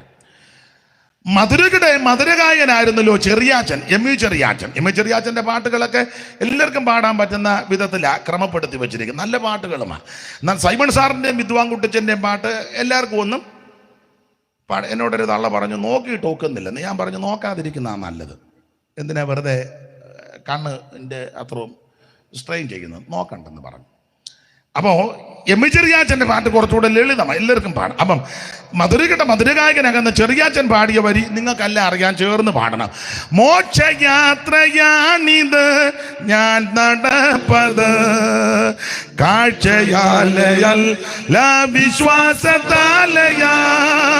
മോക്ഷയാത്രയാണിത് ഞാൻ നടപ്പത് കാഴ്ചയാലയല്ല വിശ്വാസത്താലയാ. താഴ്ചകൾ വന്നിടും വേളയിൽ രക്ഷകൻ കൈകളിൽ താങ്ങിടും. താഴ്ചകൾ വന്നിടും വേളയിൽ രക്ഷകൻ കൈകളിൽ താങ്ങിടും. സിയോൻ സഞ്ചാരി ഞാൻ യേശുവിൽ ചാരി ഞാൻ പോകുന്നു. കുരിശിന്റെ പാതയിൽ സിയോൻ സഞ്ചാരി ഞാൻ യേശു ചാരി ഞാൻ പോകുന്നു കുരിശിന്റെ പാതയിൽ. അപ്പൊ ശ്രദ്ധിക്കുക, ചെറിയാച്ചായന്റെ അനുഭവത്തിൽ വചനത്തിന്റെ വെളിച്ചത്തിൽ പറയാ, നമ്മളെല്ലാം യാത്രക്കാരാ. കർത്താവിൽ മൺമറഞ്ഞ കർത്തൃദാസി അന്നമ്മ മാമൻ, കുമ്പനാട് കുടുംബത്തിലെ അന്നമ്മ മാമൻ 100 കൊല്ലം മുമ്പ് ഈ മാർഗത്തിൽ വന്നു. യൗവനക്കാരിയ, വീട്ടിൽ നിന്ന് ഒറ്റയ്ക്ക് ഇറങ്ങി. വലിയ പ്രതികൂലമൊക്കെ ആയിരുന്നു ആ സമയത്ത്. അന്നത്തെ കാലമാണെന്ന് ഓർക്കണം. അധ്യാപികയാണ്. വീട്ടിൽ നിന്ന് ഒറ്റയ്ക്ക് ഇറങ്ങി, വീട്ടിൽ നിന്ന് അടിച്ചിറക്കി. അന്ന് അധികം ബന്ധുക്കോസുകാരും ആൾക്കാരും ഇല്ലാത്തതുകൊണ്ട് എങ്ങോട്ട് പോകണമെന്ന് അറിയാമല്ലോ. 1-2 ദിവസമൊക്കെ കപ്പക്കാലായി താമസിച്ചെന്ന കപ്പയിട്ടിരിക്കുക. ഇഷ്ടംപോലെ പറമ്പും പുരവിടെ ഉണ്ട്. പെരയ്ക്കകത്ത് അപ്പം കയറ്റുകയല്ല, ബന്ധുക്കോസിൽ പോയതുകൊണ്ട് തുള്ളാൻ നടക്കുക എന്നും പറഞ്ഞു. അപ്പോൾ അന്നമ്മ കപ്പക്കാലായി പോയിരിക്കുക. അന്നമ്മയുടെ അമ്മയ്ക്ക് കാരണമുണ്ട്, പെരയ്ക്കകത്ത് കയറ്റിയാൽ അപ്പൻ കൊല്ലും. അതുകൊണ്ട് അന്നമ്മയും അമ്മയും കൂടെ ഒരു ധാരണയാണ്. അന്നമ്മ കപ്പയുടെ ഇടയിൽ പോയിരിക്കുക, രാത്രി അവിടെ കിടക്കുക കപ്പക്കാലായിൽ, അവരുടെ പുരകിടമൊക്കെ തന്നെ. അപ്പം അമ്മയ്ക്ക് കരുണയുള്ളതുകൊണ്ട് എല്ലാവരും ഭക്ഷണമൊക്കെ കഴിഞ്ഞ് തഞ്ചുമ്പം അമ്മ പറഞ്ഞിട്ടുണ്ട്, നീ ഇരിക്കുന്ന കപ്പയുടെ മൂടെ പിടിച്ചൊന്ന് അനക്കണം. അന്നേരം മേളിൽ ഇല അനങ്ങും. അപ്പോൾ എനിക്ക് മനസ്സിലാകും ഇന്ന കപ്പയുടെ മൂട്ടിൽ അന്നമ്മ ഇരിപ്പുണ്ടെന്ന്. അപ്പം അങ്ങനെ കപ്പയുടെ മൂട് പിടിച്ച് അനക്കും. അപ്പം മേളിൽ അലങ്ങും. അപ്പം അമ്മ അവിടെ കൊണ്ട് ഭക്ഷണം കൊടുക്കും. കഴിച്ചേച്ച് അവിടെ കിടക്കും 1-2 ദിവസങ്ങൾ. പിന്നീട് വലിയ പ്രശ്നമായി. ഒരു പാണ്ടക്കെട്ടും വേദപുസ്തകമായിട്ട് അന്നമ്മ എന്ന് പറയുന്ന ആ യൗവനക്കാരി അധ്യാപിക കുമ്പനാട് കുടുംബത്തിൽ നിന്ന് ഏകയായിട്ട് ഈ മാർഗത്തിന് വേണ്ടി ഇറങ്ങി. ഒരു സന്ധ്യാസമയത്താണ് വീട്ടിൽ നിന്ന് ഇറങ്ങിപ്പോരുന്നെന്ന്. പോയ പോക്കിന് ഹൃദയത്തിൽ ദൈവം കൊടുത്ത പാട്ടിൻ്റെ വരികളാ, യാത്ര ചെയ്യും ഞാൻ ക്രൂശെ നോക്കി, യുദ്ധം ചെയ്യും ഞാൻ യേശുവിനായി. ഇപ്പോഴും ആ പാട്ട് പാടുമ്പോൾ ചൈതന്യമാണ്. കാരണം അതുപോലെ അനുഭവത്തിൽ എഴുതിയ പാട്ടാണ്. അങ്ങനെ അനുഭവത്തിൽ എഴുതിയ പാട്ടുകൾ കാണുമ്പോൾ ഇപ്പോഴും ചൈതന്യമാണ്. അല്ലാത്ത പാട്ട് 1-2 ആഴ്ച പാടി എല്ലാവരുടെ തുള്ളി, പിന്നെ പാടാനും വലിയ താല്പര്യമില്ല. പാടുന്നവരോട് നമുക്കങ്ങനെ താല്പര്യമില്ലാത്തൊരു അന്തരീക്ഷത്തിലാണ് വന്നിരിക്കുന്നത് ദൈവത്തിന്. എന്നാൽ പഴയ ഭക്തന്മാരാകുന്ന പ്രിയപ്പെട്ടവരെ അനുഭവത്തിൻ്റെ തീച്ചൂളയിൽ കൂടെ പോയ പാട്ട് ഇപ്പം പാടിയാലും കത്തലുണ്ടാകും. ദൈവത്തിൻ്റെ മഹത്വം. അപ്പോൾ ആ കർത്തൃദാസി എഴുതിയിരിക്കുക, യാത്ര ചെയ്യും ഞാൻ ക്രൂശെ നോക്കി, യുദ്ധം ചെയ്യും ഞാൻ യേശുവിനായി, ജീവൻ വെച്ചിടും വരെ, അന്ത്യം വരെ. അപ്പോൾ ഇവരെല്ലാം പാടി ഓർപ്പിക്കുന്നത് നമ്മൾ യാത്രക്കാരാണ്. അപ്പോൾ ഈ വഴിയാത്രയിൽ നമ്മെ നശിപ്പിച്ച് കളയുവാൻ നിരവധി ദുഷ്ടശക്തികളുണ്ട്. ദൈവത്തിൻ്റെ മഹത്വം. അത് പിതാക്കന്മാരാകുന്ന ഇസ്രായേൽ മക്കൾ മുഴുവൻ മരുഭൂമിയിൽ കൂടി യാത്ര ചെയ്ത അനന്തരമാണ് വാഗ്ദത്ത കനാനിൽ ചിലർ പ്രവേശിച്ചത്. അപ്പോൾ വാഗ്ദത്ത കനാനിൽ ചെല്ലുന്നത് വരെ മിസ്രയീം മുതൽ ഇവർ വഴിയാത്രക്കാരാണ്. പുതിയ നിയമ ഇസ്രായേലാകുന്ന ഞാനും നിങ്ങളും സ്വർഗീയ കനാന് ലക്ഷ്യമാക്കി യാത്ര ചെയ്യുകയാണ്. നമ്മുടെ ഈ യാത്രയിൽ നമ്മെ നശിപ്പിച്ച് കളയുവാൻ, തകർത്ത് കളയുവാൻ ദുഷ്ടശക്തികളുണ്ട്. അതുകൊണ്ട് ദാവീദ് പറയുക, വഴിയിൽ വെച്ച് നശിക്കാതിരിക്കാൻ പുത്രനെ ചുംബിക്കണം. ഈ വഴിയാത്രയിൽ നമ്മെ നശിപ്പിക്കുവാൻ അനവധി ശക്തികളുണ്ട്. വേദപുസ്തകം പഠിക്കുന്നവരുടെ അറിവിന് 1-2 കാര്യങ്ങളൊന്ന് പറയാം. കർത്താവിൻ്റെ മഹത്വം, വഴിയിൽ നമ്മെ നശിപ്പിച്ച് കളയുവാൻ നോക്കുന്ന ശക്തി. എന്നാൽ അതിന് മുമ്പ് ഒരു കാര്യം പറയട്ടെ. നീ കൃപയിൽ നിന്നാൽ, വചനത്തിൽ നിന്നാൽ, യേശുവിൽ ചാരിയാൽ, ദൈവത്തെ ഭജിച്ചാൽ, ദൈവത്തെ ആരാധിച്ചാൽ, നീ പോകേണ്ട വഴിക്ക് മുമ്പായിട്ട് ദൈവം ദൂതനെ അയക്കും. അങ്ങനെയാണല്ലോ 23:20 എഴുതിയേക്കുന്ന പുറപ്പാട്. ഒന്ന് വായിച്ചു. 23:20 ആ പുറപ്പാട് പുസ്തകം 23:20 അറിവുള്ള വാക്യമാണ്. കണ്ണിക്ക് തുടങ്ങുന്നിടത്തുണ്ട് അവിടെ. ഇതാ വഴിയിൽ നിന്നെ കാക്കേണ്ടതിനും, ഇതാ വഴിയിൽ നിന്നെ കാക്കേണ്ടതിനും, ഞാൻ നിയമിച്ചിരിക്കുന്ന സ്ഥലത്തേക്ക് നിന്നെ കൊണ്ടുപോകേണ്ടതിനും, ഞാൻ നിയമിച്ചിരിക്കുന്ന സ്ഥലത്തേക്ക് നിന്നെ കൊണ്ടുപോകേണ്ടതിന് ഞാനൊരു ദൂതനെ നിന്റെ മുമ്പിലായി, ഒരു ദൂതനെ നിന്റെ മുമ്പിലായിരിക്കും. കണ്ടോ, നീ ദൈവകൃപയിൽ നിന്നാൽ, വചനത്തിൽ രസിച്ചാൽ, യേശുവിൽ ചാരിയാൽ, വചനത്തിന്റെ പ്രമാണത്തിൽ നിന്നാൽ, നീ പോകേണ്ടുന്ന വഴിക്ക് മുമ്പ് ദൈവം ദൂതനെ അയക്കും. നശിച്ചു പോകാൻ ദൈവം അനുവദിക്കത്തില്ല. എന്നാൽ ഈ വഴിയാത്രയ്ക്ക് നമ്മെ നശിപ്പിക്കുവാൻ നോക്കുന്ന ശക്തികളുണ്ട്. ശ്രദ്ധിക്കുക, ഇസ്രായേലിന്റെ കനാനിലേക്കുള്ള പ്രയാണ വേളയിൽ ഇവരെ നശിപ്പിക്കുവാൻ, വഴിയിൽ നശിപ്പിക്കുവാൻ വന്ന ശക്തികൾ നിരവധിയാണ്. ഞാൻ എപ്പോഴും പറയാനുണ്ട്, ഒരു ശക്തി ഒന്ന് വായിച്ചു. വഴിയിൽ വെച്ച് നശിപ്പിക്കാൻ വന്ന ദുഷ്ടശക്തി. ആവർത്തന പുസ്തകം 25-ാം അധ്യായത്തിന്റെ 17-ാമത്തെ വാക്യം നമുക്ക് അറിവുള്ള വാക്യമാണ്. ആവർത്തനം 25:17. ദൈവത്തിന്റെ മഹത്വം വായിച്ചേ. നിങ്ങൾ മിസ്രയീമിൽ നിന്ന് പുറപ്പെട്ടു നിങ്ങൾ വരുമ്പോൾ മിസ്രയീമിൽ നിന്ന് പുറപ്പെട്ടു വരുമ്പോൾ വഴിയിൽ വെച്ച് അമാലേക്ക് വഴിയിൽ വെച്ച് അമാലേക്ക് നിന്നോട് ചെയ്തത് അവൻ ദൈവത്തെ ഭയപ്പെടാതെ വഴിയിൽ നിന്റെ നേരെ വന്ന് നീ ക്ഷീണിച്ചും തളർന്നും ഇരിക്കുമ്പോൾ നിന്റെ പിന്നണിയിലുള്ള ബലഹീനരെയൊക്കെയും സംഹരിച്ച കാര്യം തന്നെ ഓർത്തുകൊള്ളുക. നീ മറക്കരുത്, ഓർക്കണം. ഇസ്രായേലിനോട് പറയുക, നിങ്ങളെല്ലാം യാത്രക്കാരാകുന്ന നിങ്ങൾ വഴിയിൽ വെച്ച് നശിച്ചു പോകരുത്. ഈ വഴിയിൽ നശിപ്പിക്കുവാൻ ദുഷ്ടശക്തികളുണ്ട്. ഇവിടെ ആവർത്തന പുസ്തകം 25:17 മുതൽ പറയുക, നിങ്ങൾ മിസ്രയീമിൽ നിന്ന് പുറപ്പെട്ടു വരുമ്പോൾ വഴിയിൽ വെച്ച് അമാലേക്ക് നിന്നോട് ചെയ്തത്. അപ്പോൾ ഇവരുടെ വഴിയാത്രയിൽ വന്ന ഒരു ദുഷ്ടശക്തിയാണ് അമാലേക്ക്. ഇസ്രായേൽ ആരാണ്? വേദപുസ്തകം നിഴലും പൊരുളും ഒക്കെ പ്രതിരൂപ സ്വരൂപങ്ങൾ അങ്ങനെ പഠിക്കുമ്പോൾ ഒറ്റവാക്കി പറയാം, ഇവർ രക്ഷിക്കപ്പെട്ട ദൈവമക്കളാണ് എന്ന് പറഞ്ഞാൽ കുഞ്ഞാടനെ അടുത്ത് ചോരത്തളി ആചരിച്ചവരാ. ആബീബ് മാസം 14-ാം തീയതി സന്ധ്യാസമയത്ത് ഒരു കുഞ്ഞാടറക്കപ്പെട്ടു. 1 വയസ്സ് പ്രായമുള്ളതും ഊനമില്ലാത്തതും ആണുമായ ഒരു ആട്ടിൻകുട്ടി അറത്തു. ഈ ആട്ടിൻകുട്ടി മറ്റാരുമല്ല, കർത്താവാകുന്ന യേശു ക്രിസ്തു. യോഹന്നാൻ സ്നാപകൻ വിളിച്ച് ഉച്ചസ്ഥരം സങ്കോചം കൂടാതെ പറഞ്ഞു, ലോകത്തിന്റെ പാപത്തെ ചുമക്കുന്ന ദൈവകുഞ്ഞാടാ യേശു. യേശു കുഞ്ഞുവിനെ കുഞ്ഞാടെന്നും അറക്കപ്പെട്ട കുഞ്ഞാടെന്നും ദൈവകുഞ്ഞാടെന്നും കുരളറക്കപ്പെട്ട കുഞ്ഞാടെന്നും യോഗ്യനായ കുഞ്ഞാടെന്നൊക്കെ അലങ്കാര ഭാഷയിൽ പുസ്തകത്തിൽ പല സ്ഥലത്തും രേഖപ്പെടുത്തിയിട്ടുണ്ട്. അങ്ങനെയെങ്കിലും ഇസ്രായേൽ ദേശത്തെ ആബീബ് മാസം 14-ാം തീയതി അറക്കപ്പെട്ട കുഞ്ഞാട് യേശു ക്രിസ്തുവിന്റെ കാൽവറി മരണത്തിന് നടലാണ് എന്ന് പറഞ്ഞാൽ, ആ കുഞ്ഞാടനെ അറത്ത് ചോരത്തളി ആചരിച്ചു എന്ന് പറഞ്ഞാൽ ഇവർ രക്ഷിക്കപ്പെട്ട ദൈവമക്കളാ. എല്ലായിടത്തും എല്ലാവരും രക്ഷിക്കപ്പെടണം. എല്ലാവരും മാനസാന്തരപ്പെട്ട് യേശുവിനെ രക്ഷിതാവായി സ്വീകരിക്കണം. മറ്റൊരുത്തനും രക്ഷയില്ല. നാം രക്ഷിക്കപ്പെടുവാൻ ആകാശത്തിന് കീഴിൽ മനുഷ്യരുടെ ഇടയിൽ നൽകപ്പെട്ട ഒരേ ഒരു നാമം യേശു ക്രിസ്തുവിന്റെ പരിശുദ്ധ നാമം. പള്ളി പണിത് കൊടുത്താൽ നീ രക്ഷിക്കപ്പെടുകയല്ല. പെന്തിക്കോസ് ഹോള് പണിത് കൊടുത്താൽ രക്ഷിക്കപ്പെടുകയല്ല. പാൻ മേടിച്ചിട്ടത് കൊണ്ട് രക്ഷിക്കപ്പെടുകയല്ല. കസേര കൊടുത്താൽ രക്ഷിക്കപ്പെടുകയല്ല. ഉപദേശിമാർക്ക് ചാപ്പാട് കൊടുത്താൽ രക്ഷിക്കപ്പെടുകയല്ല. സ്വോത്രകാഴ്ച കിട്ടത് കൊണ്ടോ എണ്ണി തിട്ടപ്പെടുത്തിയത് കൊണ്ടൊന്നും രക്ഷിക്കപ്പെടുകയല്ല. ദൈവദാസന്മാരെയും ദൈവമക്കളെ ഭക്ഷണം കൊടുത്ത് നല്ലതാ, പക്ഷേ രക്ഷിക്കപ്പെടുകയല്ല. ഞാൻ തോമാസ് ലീഗായുടെ കുടുംബത്തിൽപ്പെട്ടതാ, നീ സ്വർഗത്തിൽ പോകുകയല്ല. തോമാസ് ലീഗ പോകുക എന്നുള്ളത് തന്നെ നമ്മളെങ്ങനെ അറിഞ്ഞു? സ്തോത്രം. ഇതൊക്കെ ദൈവത്തിൻ്റെ പദ്ധതിയല്ലേ, നമ്മുടെ കയ്യിലല്ലല്ലോ ജീവന്റെ പുസ്തകം. അങ്ങനെ തന്നെ പെട്ടെന്ന് നോക്കിയാൽ പറഞ്ഞാൽ ആ കുഞ്ഞുഞ്ഞുൻ്റെ പേരുണ്ട് കേട്ടോ. നമ്മുടെ തരാഞ്ഞ് നന്നായി തന്ന അമ്മക്ക് ഇഷ്ടമില്ലാത്തവനെ ഒന്നും നമ്മൾ എഴുതത്തില്ല. ഞാൻ ആദ്യം എഴുതുക എൻ്റെ ഭാര്യയുടെയും കൊച്ചിൻ്റെയും, പിന്നെ ഞങ്ങൾക്ക് അത്യാവശ്യമുള്ളവർ എഴുതും. ബാക്കി വെറുതെ പേജ് കിടന്നാലും എഴുതുകയല്ല. ബാക്കി പേജ് വലിച്ചു കീറിയ ചൂരോട്ട് കളയും. കിടക്കുമ്പോഴല്ലേ പിന്നെ എഴുതാൻ തോന്നുന്നേ. അതാണ് നമ്മുടെ ഈ തരാത്തത്. ഇത് അവിടുത്തെ കയ്യിലിരിക്കുക. ദൈവത്തിന്റെ മഹത്വം. അതുകൊണ്ട് നീ തോമാസ് ലീഗയുടെ കുടുംബത്തിൽപ്പെട്ടത് കൊണ്ട് ആയതുകൊണ്ടൊന്നും രക്ഷിക്കപ്പെടുകയല്ല, സ്വർഗത്തിൽ പോകുകയല്ല. സ്തോത്രം. ഞാൻ ശങ്കരപുരിയിലെയാ, പകലോമറ്റത്തെയാ, കാളികാവിലെയാ, നല്ല കാര്യം. പക്ഷെ സ്വർഗത്തിൽ പോണേ രക്ഷിക്കപ്പെടണം. സ്തോത്രം. ഞാൻ തരകം പറമ്പിലെയാ, നല്ല പറമ്പാ, കുഴപ്പമൊന്നുമില്ല. പക്ഷെ സ്വർഗത്തിൽ പോണേ രക്ഷിക്കും. നീ പള്ളിക്കുന്നതിലെ ആണെങ്കിലും പള്ളി താഴേലെ ആണെങ്കിലും രക്ഷിക്കപ്പെടണം സ്വർഗത്തിൽ പോണേ.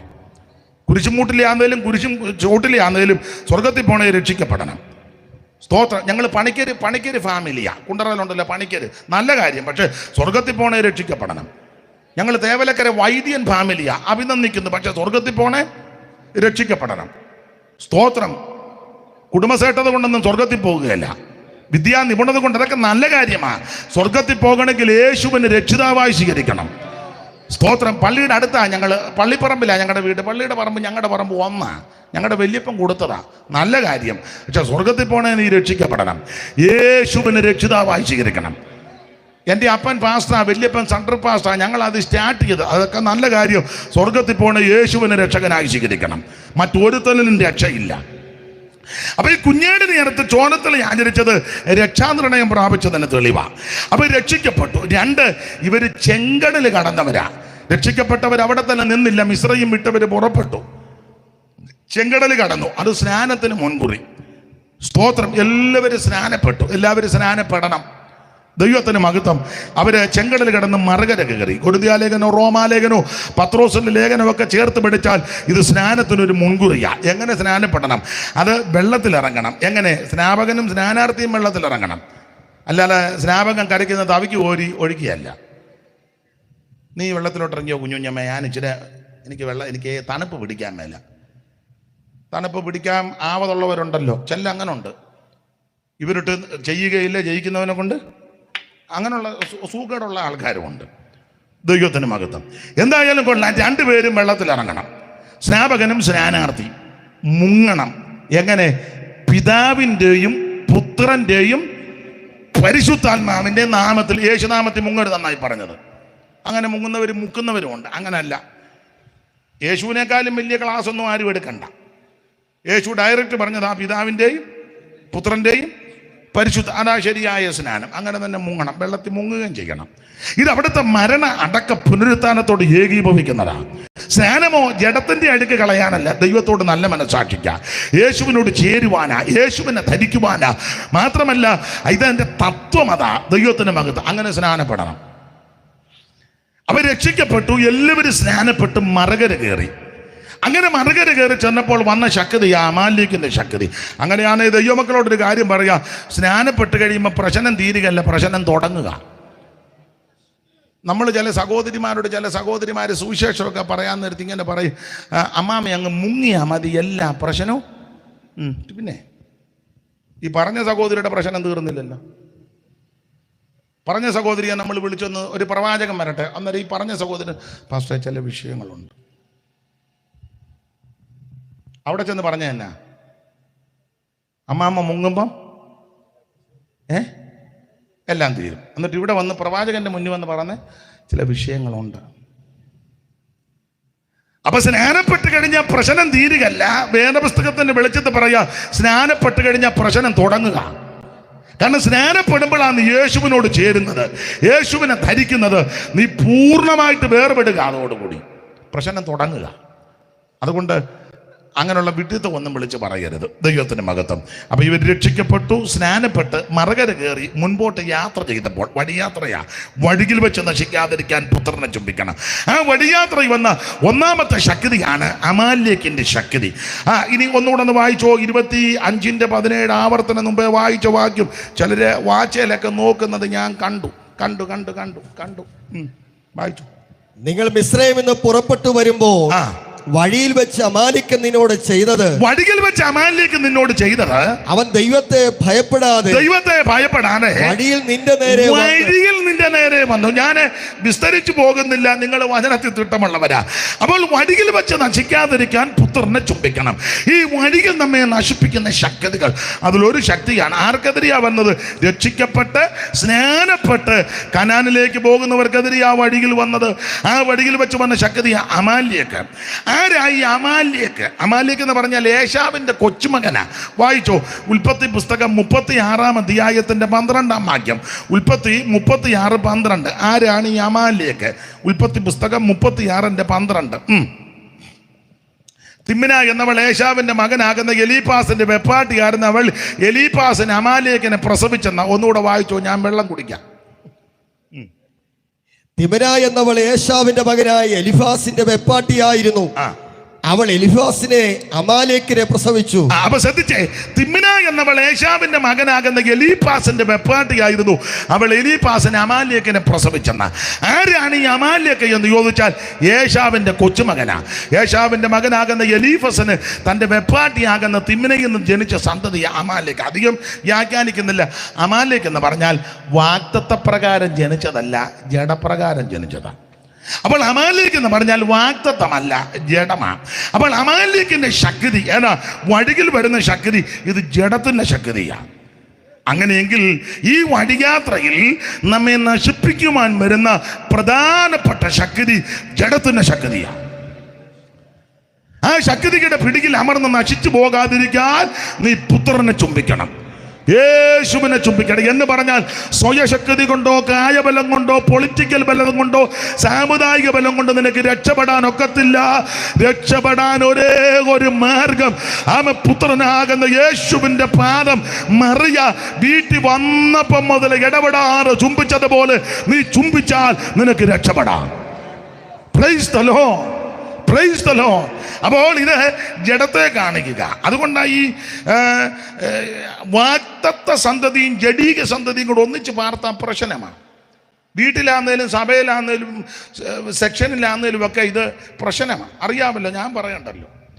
വാഗ്ദത്ത സന്തതി, ജഡീക സന്തതി. ഗുണപ്പെട്ടവനും ഗുണപ്പെടാത്തവനും വീട്ടിലുണ്ടെങ്കിലും പ്രശ്നമാണ്, സഭയിലുണ്ടെങ്കിലും പ്രശ്നമാണ്, സെക്ഷനിലാണെങ്കിലും പ്രശ്നമാണ്, കൗൺസിലുണ്ടെങ്കിലും പ്രശ്നമാണ്, എന്നും പ്രശ്നമാണ്. അതുകൊണ്ട് ആവർത്തന പുസ്തകത്തിലൊരു പ്രയോഗമുണ്ട്, കാളയെയും കഴുതയെയും ഒന്നിച്ച് പൂട്ടി ഊടരുത്. കണ്ടം ഉഴുതുമ്പോളേ കാളയെയും കഴുതയെയും ഒന്നിച്ച് പൂട്ടി മുഖത്തിൻ്റെ ഒരു വശത്തെ കാള, ഇപ്പറ കഴുത കൊണ്ട് ഉപദേശിച്ച് അങ്ങനെ രണ്ടിനെയും കൊണ്ട് വെച്ചോണ്ട് ഊടരുതെന്ന. കാരണം എന്താ വെച്ചാൽ രണ്ടും രണ്ട് ടൈപ്പാണ്. കാള പുസ്തകത്തിൻ്റെ വെളിച്ചത്തിലാണ് പറഞ്ഞത്, കാള യാഗമൃഗമാണ്, കഴുത ശാപമൃഗമാണ്. കഴുത യാഗത്തിന് കൊള്ളുകയില്ല. അവനെ 12 മിനിറ്റ് സഭായത്തിന് 11 ബൈബിളിൻ്റെ സിബിടും. കഴുതയാണ് 12 നമ്മൾ നിർത്തുന്നത്, അവൻ 11 ആകുമ്പോഴേ ഇല്ലേ, പിന്നെ ക്ലോക്കേ നോക്കും. എന്നിട്ട് അടുത്തിരിക്കുന്ന ഓടുന്നില്ലേ എന്ന്. ഇവൻ കഴുതയാ. ഇവൻ വന്നത് 10:30, 11 ആയപ്പോഴേ ചോദിക്കുക ഓടുന്നില്ലേ എന്ന്. കാളയെയും കഴുതയെയും ഒന്നിച്ച് പൂട്ടി ഊടരുത്.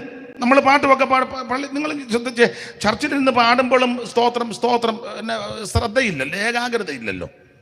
സ്തോത്രം റോഡിൻ്റെ സൈഡിലാ ഹോളെങ്കിൽ വഴിയെ പോകുന്ന വണ്ടി നോക്കിക്കൊണ്ടാണ് പാടുന്നത്. മോക്ഷയാത്രയാണിത് ഞാൻ നടപ്പത്, വണ്ടി ഓടിപ്പോവുക, അകത്തിരുന്ന് പാടുക. ഞങ്ങളുടെ ഒരു അമ്മയുണ്ടായിരുന്നു, മഞ്ചാടിക്കരിയില്ല, വീടിനോട് ചേർന്ന സഭാഗോള്. തള്ള സഭായത്തിന് വന്ന് ഏറ്റവും പുറകിൽ, സ്ത്രീകളിരിക്കുന്നതിൻ്റെ ഏറ്റവും പുറകിലിരുന്നു. പാസ്റ്റർ ഭയങ്കര പ്രസംഗവും ആരാധനയും, അമ്മ ഇടയ്ക്കിടയ്ക്ക് തുള്ളുന്നുമുണ്ട്. അങ്ങനെ ഇരുന്നപ്പോൾ അമ്മയുടെ വീട്ടിൽ വന്ന് ആരാണ്ട് വിളിച്ചു, ഏലിയാമ്മ വന്ന് എന്തോ വരുന്നെന്ന് ഇവിടെ ഇരുന്നോണ്ട്. ഇവിടെ ആരാധന നടക്കുക, അവർ ആ സഭാഗോളിൻ്റെ പുറകിൽ ഇരുന്നോട്ട് പറയാം എന്തോ ഞാൻ പെട്ടെന്ന് വരുന്നെന്ന്. അപ്പോൾ ഇവിടെ ഇരിക്കുന്നെങ്കിലും ശ്രദ്ധയല്ല വീട്ടിൽ. നമ്മുടെ ആൾക്കാരും അങ്ങനെ മിക്കവരും ഇവിടെ ഇരിക്കുന്നെങ്കിലും ആത്മാവിലാകുമ്പോഴും ഇടയ്ക്ക് മൊബൈലിൽ നോക്കും കോള് വരുന്നുണ്ടോ എന്ന്. വന്ന ഉടനെ എടുത്ത് വെളിയിൽ ചാടുകല്ലേ. ഇതിനകത്തുമൊക്കെ കാണും ആൾക്കാർ. പിന്നെ ഇങ്ങനെ കൺവെൻഷൻ ആയതുകൊണ്ട് പമ്മിയിരിക്കുക, ഇരുന്നു ഏകാഗ്രത ഇല്ലല്ലോ. അപ്പൊ കാളയെയും കഴുതയെയും ഒന്നിച്ച് പൂട്ടി ഉടരുതെന്ന. രണ്ടും രണ്ട് ടൈപ്പാ. കാള യാഗമൃഗവും കഴുത ശാപമൃഗമാണ്. യാഗമൃഗത്തെയും ശാപമൃഗത്തെയും ഒന്നിച്ച് വെച്ച് ഉഴുതാൽ കണ്ടം ശരിയാകുകയില്ല. ഉഴുതുന്ന പുള്ളിയെ മിക്കവാറും കാള കുത്തി കൊല്ലാൻ അല്ലെ കഴുത ശരിയാക്കും. പ്രശ്നമാണ്. ഇങ്ങനെയുള്ള ഇതിനെ കൊണ്ടുപോയാൽ അവിടുത്തെ ഉപദേശം എന്നും ഉപവാസമായിരിക്കും, പുള്ളിക്ക് കഞ്ഞി കുടിച്ചാകുകയില്ല, എന്നും പ്രശ്നമാണ്. അപ്പൊ ഒരു കാര്യം പറയാ, ഇത് ജഡത്തെ കാണിക്കുന്നതാ, ഏതാ അമാലിക്കിന്റെ ശക്തി. അപ്പോൾ ഇനി എന്നുവരെ ഈ പോരാട്ടങ്ങൾ ഉണ്ടെന്നുള്ളതാ. പുറപ്പാട് പുസ്തകം 17-ാം അധ്യായത്തിന്റെ 16 വായിച്ച് എന്നുവരെ കൊണ്ട്. പുറപ്പാട് 17, 16 പെട്ടെന്ന് വായിച്ചു, ആ കണ്ണിക്ക് തീരുന്നിടത്ത്. യഹോവയുടെ സിംഹാസനത്താണ് യഹോവയ്ക്ക് അമാലേക്കിനോട് തലമുറയായിട്ട് യുദ്ധമുണ്ട്. ഒറ്റവാക്കി പറയാ, എന്നുവരെ ഈ ശക്തി ഉണ്ടെന്ന് ചോദിച്ചാൽ നിന്റെ മരണം വരെയും പോരാട്ടമുണ്ട്. ഒന്നെങ്കിൽ കാകളം ധ്വനിച്ച് നീ ഇവിടുന്ന് എടുക്കപ്പെടണം, അല്ലെങ്കിൽ കർത്താവിൽ നിദ്ര പ്രാപിക്കണം. അതുവരെയും ഈ ശക്തി പോരാടും. കാരണം പറയാ, ഇത് ജഡത്തെ കാണിക്കുന്നതാ. കാരണം ജഡത്തിന്റെ ശക്തി മരണം വരെയാ. ഈ ശരീരത്തിന്റെ വീണ്ടെടുപ്പ് ഇതുവരെ നടന്നിട്ടില്ല. ഇത് ജഡമാ, മൺമയമാ, മണ്ണ് കൊണ്ട് സൃഷ്ടിച്ചതാ. പഞ്ചഭൂതവുമായിട്ട് ലയിച്ചു നിൽക്കുക. പഞ്ചേന്ദ്രിയങ്ങളായത് മുഴുവൻ. അപ്പൊ ഇത് പഞ്ചേന്ദ്രിയവും പഞ്ചഭൂതമായിട്ട് ലയിച്ചു നിൽക്കുന്നത് കൊണ്ട്, മണ്ണിൽ നിന്നെടുത്തത് കൊണ്ട് ഇതിനൊത്തിരി ആഗ്രഹങ്ങളും മോഹങ്ങളും ഇച്ഛകളും ഒക്കെ ഉണ്ടതൊന്നും തീരത്തുമില്ല. സാറ് കൊടുത്തിരിക്കുന്ന ഒരു പ്രയോഗം, ചങ്ങലയിലും ആശച്ചങ്ങല ഭയങ്കരമെന്ന. ചങ്ങല തന്നെ ഭയങ്കരമാ, അതിലും ഭയങ്കരമാ ആശച്ചങ്ങല.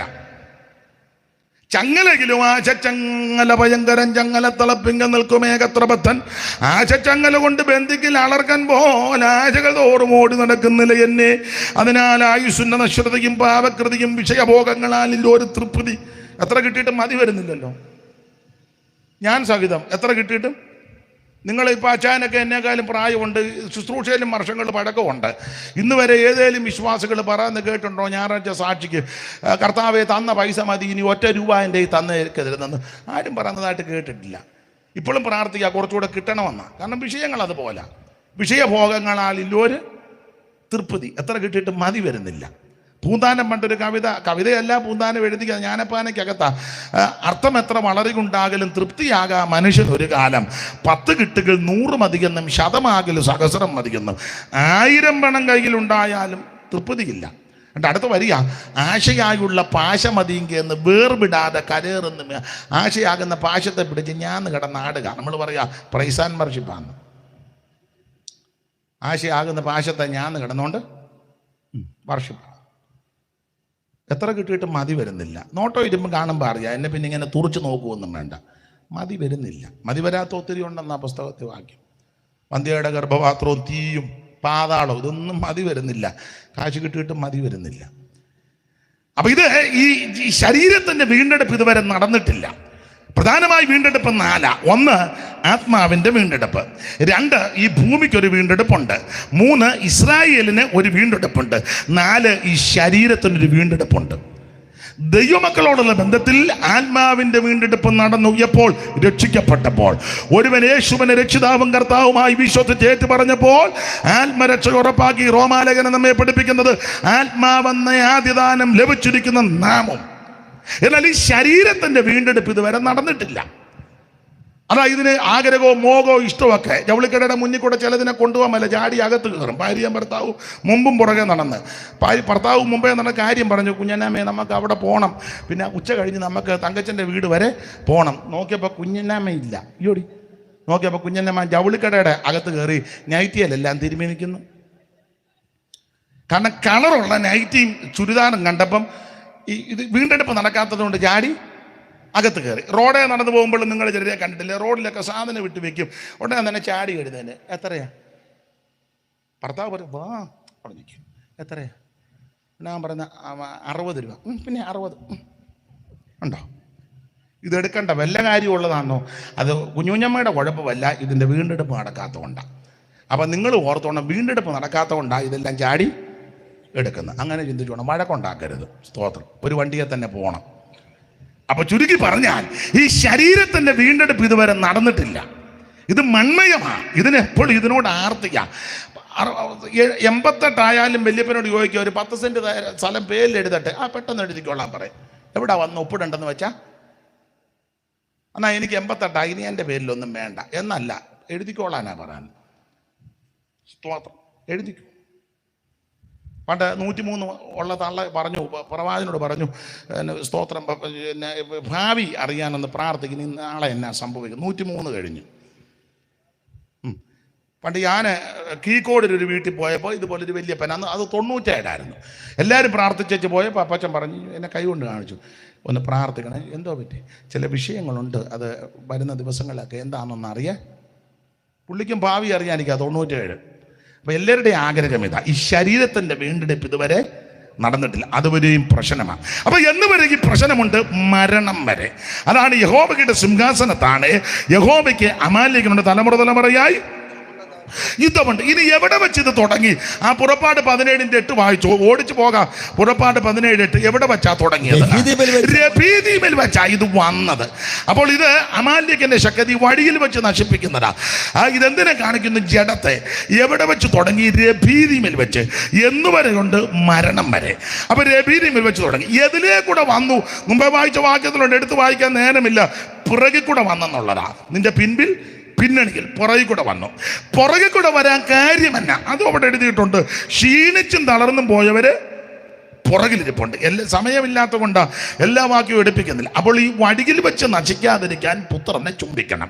വടിയിൽ നശിപ്പിക്കുന്ന ശക്തികളുണ്ട്. അതിലൊരു ശക്തിയാണ് അമാല്യക്ക്.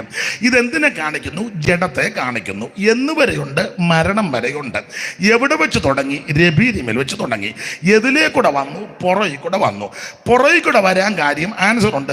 ക്ഷീണിച്ചും തളർന്നും പോയവര് പുറകിലിരിപ്പുണ്ട്. ചോദ്യം, ക്ഷീണിക്കാനും തളരാനും കാരണം എന്നാ? ഭക്ഷണമില്ലാഞ്ഞിട്ടല്ല. അല്ല, നല്ല ഭക്ഷണമാണ് ദൈവം കൊടുത്തത്. മന്ന. ദൈവം കൊടുത്ത ഭക്ഷണമാണ് മന്ന. രാവിലെ അപ്പം കൊടുത്തു, വൈകുന്നേരം ഇറച്ചിയും കൊടുത്തു. ഇറച്ചിക്ക് ഒരു ബഹളം ഉണ്ടാക്കി. മോശയോട് പറഞ്ഞു, ഇറച്ചി തന്നില്ലേ തന്നെ കൊല്ലുമെന്ന് പറഞ്ഞു. മോശയാകെ പേടിച്ചു പോയി. മോശ പറച്ചു. മോശയോട് ദൈവസന്നിധി ചെന്നു. തമ്പുരാൻ ചോദിച്ചാൽ എന്നാ കിലികിലിക്കുന്ന? ആത്മാവിലാകുന്നു. ഇല്ല, ആത്മാവെല്ലാം പോയി. പിന്നെ എന്നാ പറ്റി? ഞാൻ അന്നേ പറഞ്ഞതാ സഭാ ചാർജ് വേണ്ടെന്ന്. എന്നാന്ന് കൊല്ലുവെന്നാ പറഞ്ഞേക്കുന്നത്.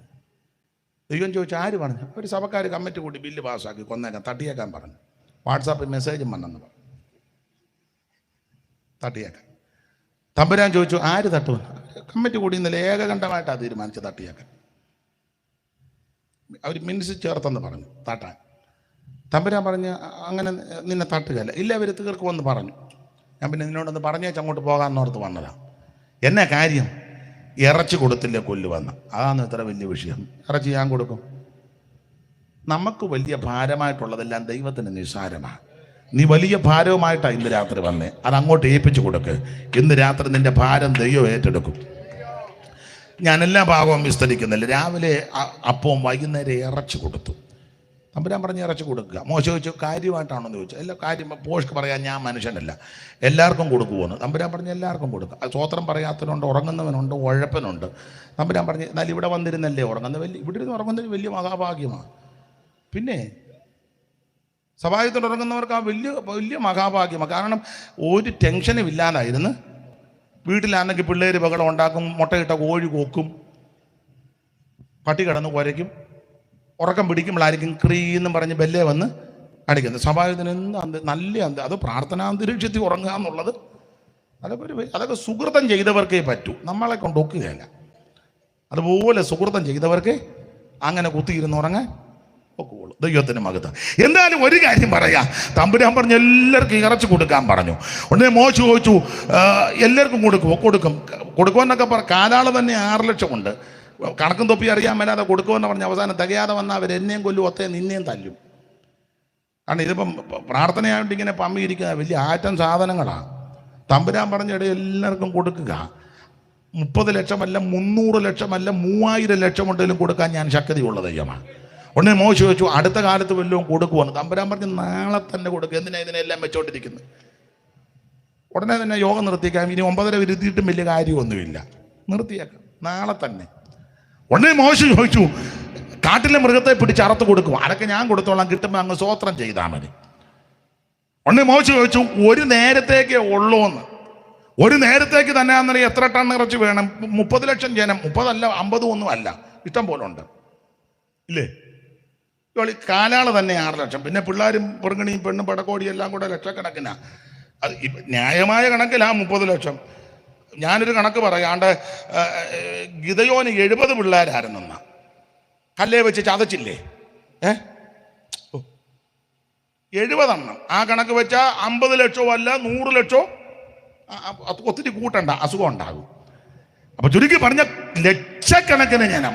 അതുകൊണ്ടാണ് മോശം ചോദിച്ചത് ഒരു നേരത്തേക്കേ ഉള്ളൂ എന്ന്. തമ്പുരാൻ പറഞ്ഞാ ഒരു നേരം കൊടുത്താൽ എനിക്ക് നാണക്കേടാ, ഞാൻ സർവ്വശക്തിയുള്ള ദൈവമാ. തമ്പുരാൻ പറഞ്ഞ വാക്യം ഇങ്ങനെ ആ 11 മുതലല്ലേ സ്തോത്രം, സംഖ്യാപുസ്തകം 18 നാളത്തേക്ക് നിങ്ങളെ തന്നെ ശുദ്ധീകരിപ്പിൻ, എന്നാ നിങ്ങൾ ഇറച്ചി തിന്നും, ഞങ്ങൾക്ക് ഇറച്ചി. സംഖ്യാപുസ്തകം 8:18 മുതലാണോ സ്തോത്രം. നാളത്തേക്ക് നിങ്ങളെ തന്നെ ശുദ്ധീകരിപ്പിൻ, എന്നാ നിങ്ങൾ ഇറച്ചി തരും, ഞങ്ങൾക്ക് തിന്മാൻ ഇറച്ചി ആര് തരുമെന്ന് നിങ്ങൾ യഹോവയൊക്കെ കരഞ്ഞു വല്ലോ. ആകിയാൽ യഹോവ നിങ്ങൾക്ക് ഇറച്ചി തരികയും നിങ്ങൾ ഇറച്ചി തിന്നുകയും ചെയ്യും. 1 ദിവസമല്ല, 2 ദിവസമല്ല, 5 ദിവസമല്ല, 10 ദിവസമല്ല, 20 ദിവസമല്ല, 1 മാസം മുഴുവൻ മതി. 1 മാസം മുഴുവൻ. അപ്പൊ രാവിലെ ഇവർക്ക് അപ്പം കൊടുത്തു, വൈകുന്നേരം ഇറച്ചി കൊടുത്തു.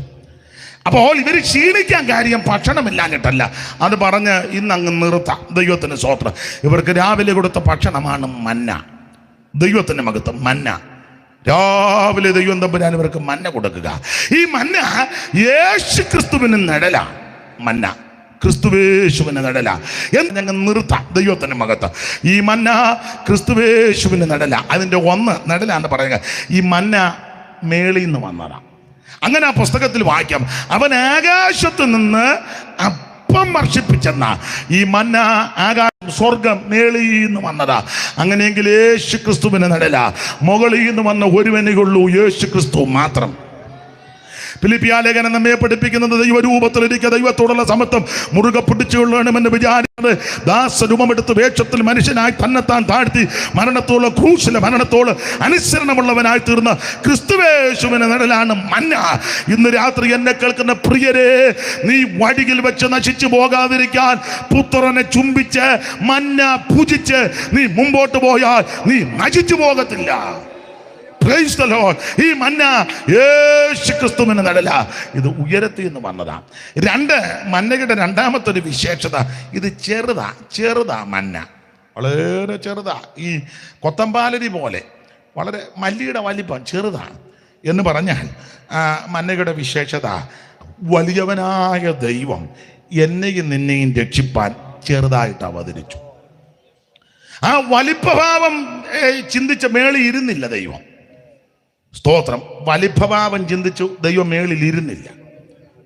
40-ാം സങ്കീർത്തനത്തിൽ അങ്ങനെയാണല്ലോ പറയുന്നത്, ഹനനയാകവും ഭോജനയാകവും നീ ഇച്ഛിച്ചില്ല. അവിടെ പുത്രനും പിതാവും പറയുന്ന കാര്യമാണ് 40-ാം സങ്കീർത്തനത്തിൽ എഴുതിയേക്കുന്നത്. ഹനനയാകവും ഭോജനയാകവും നീ ഞാൻ ഇച്ഛിച്ചില്ല. പിന്നെ വായിച്ചോ എടുത്ത ചെവികളെ എനിക്ക് തുളച്ചിരിക്കുന്നു. അല്ല, മേളത്തെ വാക്യം കൂടെ ചേർത്ത് അങ്ങോട്ട് വായിച്ചു. ഹനനയാകും ഭോജനയാകും നീ ഇച്ഛിച്ചില്ല. ഹനനയാകവും ഭോജനയാകും ഒന്നും ദൈവം ഇഷ്ടപ്പെട്ടില്ല. നീ ചെവികളെ എനിക്ക് തുളച്ചിരിക്കുന്നു. ഹോമയാകും പാപയാകും നീ ചോദിച്ചില്ല. ദൈവമാ ഇതൊന്നും ചോദിച്ചില്ല. പിന്നെ അപ്പോൾ ഞാൻ പറഞ്ഞു, ഇത് പുത്രൻ പറയുന്നതാ. അപ്പോൾ ഞാൻ പറഞ്ഞു, ഇതാ ഞാൻ വരുന്നു. പുസ്തക ചുരുളിൽ എന്നെ കുറിച്ച് എഴുതിയിരിക്കുന്നു, എന്റെ ദൈവമേ നിന്റെ ഇഷ്ടം ചെയ്യുവാൻ ഞാൻ പ്രിയപ്പെടുന്നു. Praise the Lord. ആമേൻ. അപ്പോൾ ഞാൻ വരുന്നു. അപ്പോൾ ദൈവമായ കർത്താവ് ആ ദൈവരൂപത്തിൽ മുകളിൽ ഇരുന്നില്ല. അവിടുന്ന് എന്നെയും നിന്നെ രക്ഷിക്കുവാൻ വലിയവനായ ദൈവം നമുക്ക് വേണ്ടി ചെറുതായിട്ട് ഇവിടെ അവതരിച്ചു. ആ വലിപ്പഭാവത്തിൽ അവിടെ ഇരുന്നില്ലെന്നാ പറഞ്ഞതിൻ്റെ ഒരർത്ഥം. വലിപ്പഭാവം നമുക്കാണെങ്കിൽ വലിയ വലിപ്പഭാവമാണ് ഇല്ലേ? സഭയിലൊക്കെ വന്ന് ഓരോരുത്തർ വലിപ്പഭാവം കാണുമ്പോൾ എനിക്ക് ഊറിയ ചിരി വരും. ദൈവമേ പൊട്ടൻ വന്നിരിക്കുന്നല്ലോ എന്ന്. എനിക്കങ്ങനെ വരുന്നത്. പിന്നെ പൊട്ടനാണെന്നൊന്നും പറയാനൊക്കത്തില്ല, അവൻ തേമ്പിയാൽ എന്നാ ചെയ്യും?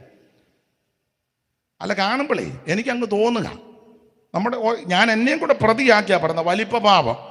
കൈ കൊടുക്കുക, എന്നാളൊരുത്തൻ കൈ തന്നു, 2 പേരില്ല, തോക്ക് ഇരിക്കുമ്പോൾ അവൻ സ്വോത്രം തരുന്നതാണ്. വേറൊരു പ്രഗത്ഭനായ ഒരു വലിയ പുള്ളി, പേരൊന്നും പറയുന്നില്ല, 1 പേരില്ല, വലിയ വലിപ്പഭാവമാണ്. ചിലക്ക് യോഗം കഴിഞ്ഞാൽ ചിലരോട് മിണ്ടാൻ തന്നെ വലിപ്പമാവുക. പ്രായമുള്ളൊരു അമ്മ വന്ന അമ്മ പാസ്റ്ററെന്ന് വിളിക്കുക, പാഷേ ആ സമയം വലിയ വീട്ടിലെ കൊച്ചമ്മയെന്ന് പറയട്ടെ, അമ്മാമോ എന്തോ അമ്മാമ്മയുടെ കാര്യം ഞങ്ങൾ ഇന്നാളും ഈ തള്ളയുടെ കാര്യം എന്നാ പറയാനാ? വലിപ്പഭാവം മനസ്സിലാകുന്നുണ്ടല്ലോ? ഇല്ല, ഒന്നും പിടികിട്ടുന്നില്ല. നാളെ യോഗവും ഇല്ലല്ലോ.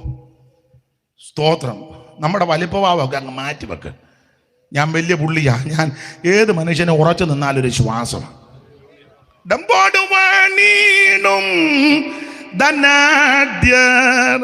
സാധുക്കളായോരും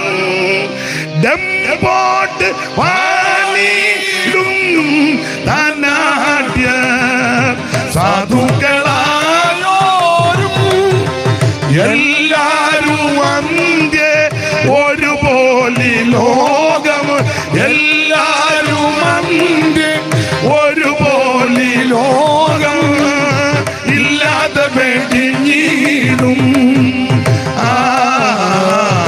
നീയതു മറക്കാതെ എല്ലാരും അന്ത്യ ഒരുപോലെ ലോകം എല്ലാരും അന്ത്യ ഒരുപോലെ ലോകം ഇല്ലാതെ വെടിഞ്ഞിടും. നീയതു മറക്കാതെ ആനന്ദമേറും നിൻ ജീവകാലം മറയും നിഴൽ പോലെ. നീയതു മറക്കാതെ. അപ്പൊ ശ്രദ്ധിക്കുക, നമ്മുടെ സർവജ്ഞനായ ദൈവം ആ വലിപ്പഭാവം നോക്കാൻ അവിടെ ഇറങ്ങി വന്നെന്ന്. വലിയവനായ ദൈവം. അതെന്താ വലിയവനായ ദൈവം?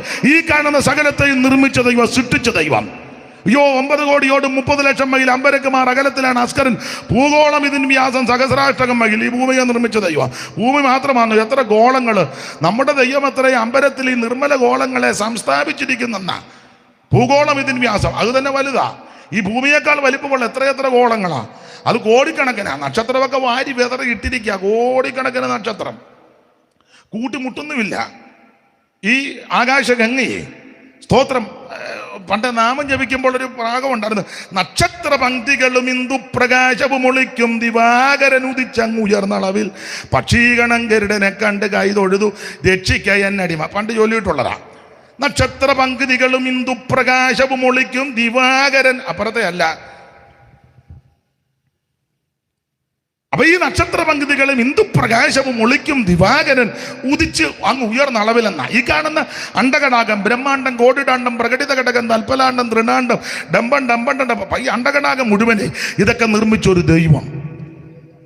വേറെ കോണത്തിൽ പോയി ഭൂമിയെ നോക്കിയാൽ ഒരു ചെറിയ പൊട്ട് പോലാ കാണുന്നത്. ഞാൻ പോയിട്ടില്ല, പോയിട്ടുള്ളവർ പറഞ്ഞേക്കുന്നതാ. നമ്മളാരും പോയിട്ടില്ലല്ലോ. നമ്മുടെ ഇരിപ്പ് കണ്ട ഒരു 50 കോളത്തിൽ പോയിച്ച് വന്നിരിക്കുന്നത് പോലെ ഞാൻ സഹിതം. ഇനി ഞാനൊരു 50 എണ്ണത്തിലൂടെ പോകാൻ അടുത്ത ആഴ്ച. അല്ല, ചിലരുടെ നോട്ടോ ഇരിപ്പം കണ്ടിട്ട് അങ്ങനെ എനിക്ക് അങ്ങ് തോന്നുക. അപ്പം വേറെ കോളത്തിൽ പോയി നിന്ന് ഈ ഭൂമിയെ നോക്കിയാൽ ഒരു പൊട്ട് പോലെ. ആ പൊട്ട് പോലിരിക്കുന്ന ഭൂമിയിൽ 4/3 ഭാഗവും വെള്ളമാണ്, കര കുറച്ചേ ഉള്ളൂ. ആ കരയിൽ തന്നെ വലിയ വലിയ രാജ്യങ്ങൾ കിടക്കുക. അമേരിക്ക പോലുള്ള വലിയ രാജ്യങ്ങൾ ഇങ്ങനെ വിസ്തൃതിയായിട്ട് കിടക്കുക. അതിലൊക്കെ ഒരു ചെറിയ പൊട്ട് പോലെ പാലസ്തീൻ, ഒരു ചെറിയ പൊട്ട്. ആ ചെറിയ പൊട്ട് പോലിരിക്കുന്ന പലസ്തീനിലെ ഒരു ചെറിയ ഗ്രാമമാണ് നസറേത്ത്. അതിലൊരു ചെറിയ വീട്, എൻ്റെ ഭാവനയാ, ചെറിയൊരു വീട്. ആ വീട്ടിലൊരു പെൺകുട്ടി, ഒരു ചെറിയ പെൺകുട്ടി, കന്യക മറിയം, നല്ല സ്ത്രീയെ, നല്ല പെൺകുട്ടി.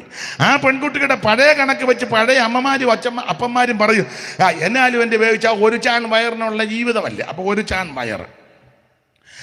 അതിനകത്ത് ഇരിക്കുന്ന ഒരു ഗർഭപാത്രം ചെറുത്, അമ്മമാർക്ക് പറഞ്ഞാൽ മനസ്സിലാകും, ഗർഭപാത്രം. അപ്പോൾ ഈ വലിയ അണ്ടകടാകത്തില് ഒരു ചെറിയ പൊട്ട് പൊലിക്കുന്ന ഭൂമിയിൽ 4/3 ഭാഗവും വെള്ളത്താൽ ചുറ്റപ്പെട്ടു, ഒരു ഭാഗം കര. ആ കരയിലെ വലിയ വലിയ രാജ്യങ്ങൾക്കിടയിൽ പൊട്ട് പോലൊരു ചെറിയ രാജ്യം. ആ ചെറിയ രാജ്യത്തിലൊരു ചെറിയ ഗ്രാമം, ചെറിയ ഗ്രാമത്തിൽ ഒരു ചെറിയ വീട്, ആ ചെറിയ വീട്ടിലൊരു ചെറിയ പെൺകുട്ടി. ആ ചെറിയ പെൺകുട്ടിയുടെ ഒരു ചാൺ വലിപ്പമുള്ള വയറിനകത്തൊരു ചെറിയ പാത്രം, ഗർഭപാത്രം. അതിനകത്ത് ഈ വലിയവനായ ദൈവം വന്ന് ഉരുവായി. അതാ ചെറുതായത്. Praise the Lord. മനസ്സിലാകുന്നോ? എന്തിനാ? എന്നെ നിന്നെ രക്ഷിക്കാൻ. അതുകൊണ്ട് എൻ്റെ നിന്റെ വലിപ്പഭാവമൊക്കെ മാറ്റി വെച്ചേച്ച് വിനയത്തോടെ ദൈവത്തെ ഭജിക്കേ.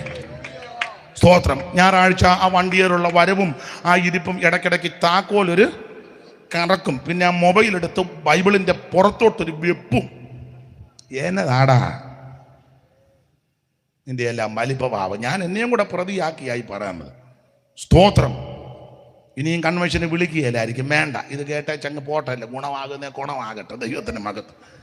പണ്ടൊരു ആൾ പറഞ്ഞ്, ആചാര്യോട് പറഞ്ഞു, പണിയൊക്കെ ഇഷ്ടപ്പെട്ട് ഇനി മേലിൽ പണിയായിട്ട് നമ്മുടെ വലിപ്പഭാവമൊക്കെ മാറ്റിവെക്ക്.